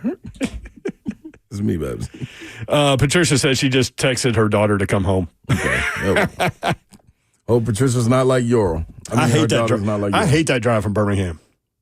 Yes, it's really nothing. It's fine, like going toward Birmingham and like in your head you're going toward the border, you're fine. But once you get across that border, that is a long way, man. With no phone service. With hardly anything. With no phone service either. You just got Huntsville and Hunkin' in. And then that one little weird stop where it's like two gas stations.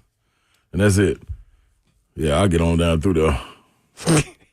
Yeah, I ain't got to worry about me down through there. I'm gone. This is my brother Daryl, my other brother Daryl, Jael from the Newhart Show. Mary Tyler Moore Show was good too. That was about media, newspaper industry, women in the workforce, women power. I know what's on. I swear. Hey Man was another one I used to watch. Hey Man, yeah, I forgot about that when one. He come walking through the pews. Why is your vibrate so loud? Yes. I have no earthly idea, Yor. It hadn't always been that way. No, yes it has. I usually just mute it. Some reason. Let me mute it. You don't need to mute it. I mean, we don't have a lot going on here. This is absolutely true, too. Zeph, would you like to give us something, Zeph? Intersperse some comments give us something, Zeph. About Tennessee players entering the portal or not? Back there at your little cubicle with your little buttons to push. What? Your little cubicle button push in place. You had fun back here. I had a blast back there. Zeph. Are you going to Cracker Barrel tomorrow morning? Yeah. Oh, where?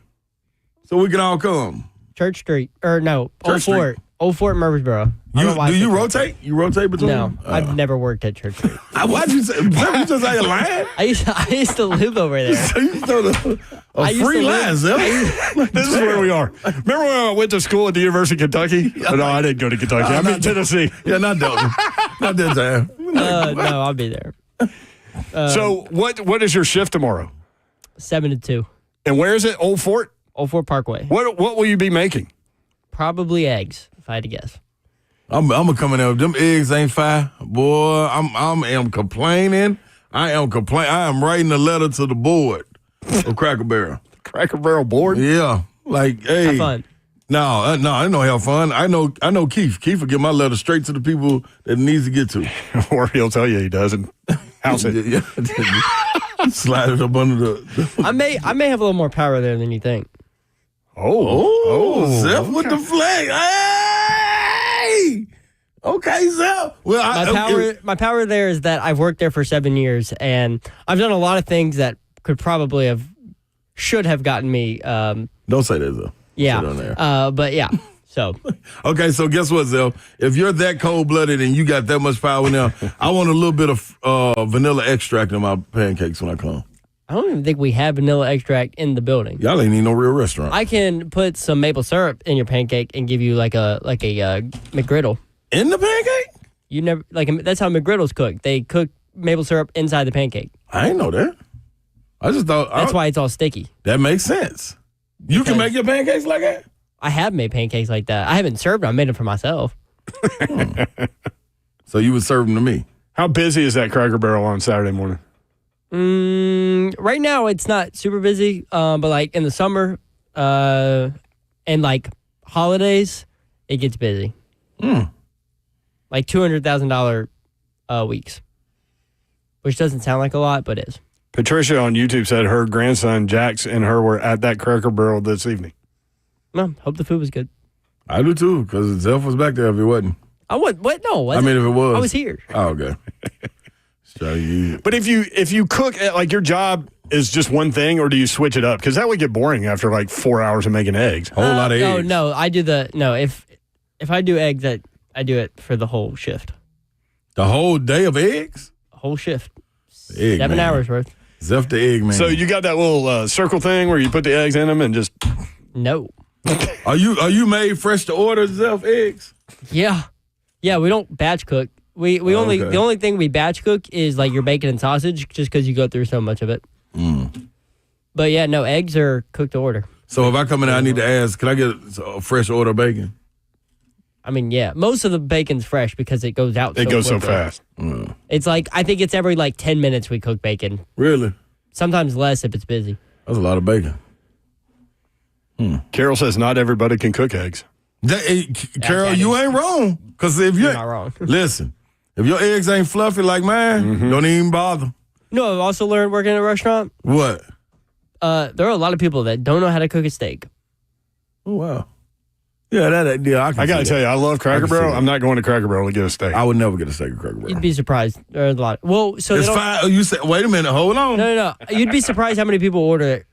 We got rid of the sirloins, and now they just sell New York strips. Tender? They're all right. They're not bad. I mean, it's you got Cracker Barrel, so temper your expectations. Okay. He told that to Babs one time. Just like I did with the ribs. Expectations. Yeah. How do you make your eggs fluffy back there, Zell? We're actually not allowed to put anything in the eggs because of like food allergies. Yep. That's why they ain't that makes sense. So you can't put like milk or anything. That's why they ain't fluffy. That's why they ain't fluffy. I could tell there wasn't milk in them. Yeah, because they ain't fluffy. But you're not allowed to because of food allergies. That makes sense. Well, you just got to have a little food allergy with mine. You got to break out, then you just break out. If Slay showed up, can he get back there and make his own breakfast? Keith, let's make it happen, Keith. All right, if you're going to do that, you got to come in the proper attire. What's that, khakis? Black pants.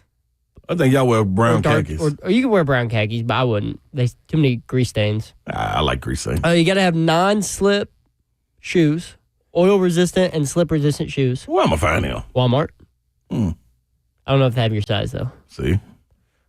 Squeeze into a 14. He's got 14. 13. Squeeze into a 13. And then you got to have the Cracker Barrel uniform, the shirt. Well, I still went out your car. Would you give him 4? Would he get 4 stars on his apron just like that? Absolutely. No, you'd have to start out. What? Rising star. You wouldn't even start out with a star. I know I wouldn't. I put a little general cap on mine. Get out of here, Keith. I'm the general of Cracker Barrel. Get out of my way, Keith. Yeah. Oh, man. All right, there you go. That's the Friday edition of 3HL. You'll never get it back. We will be back on Monday. Don Davenport will return from New York. Is that the new year? No. Not until Wednesday. Getting close. Slay, you're just out here today. Shout out to you. Creekside Otters. Oh, man. All right, more of us coming up next, I guess. Yep. Zeb says yes. He nodded his head, which is great in radio. Man, we appreciate y'all hanging out with us through the thick and the thin. Yeah, y'all just come to my house, Carol, for eggs.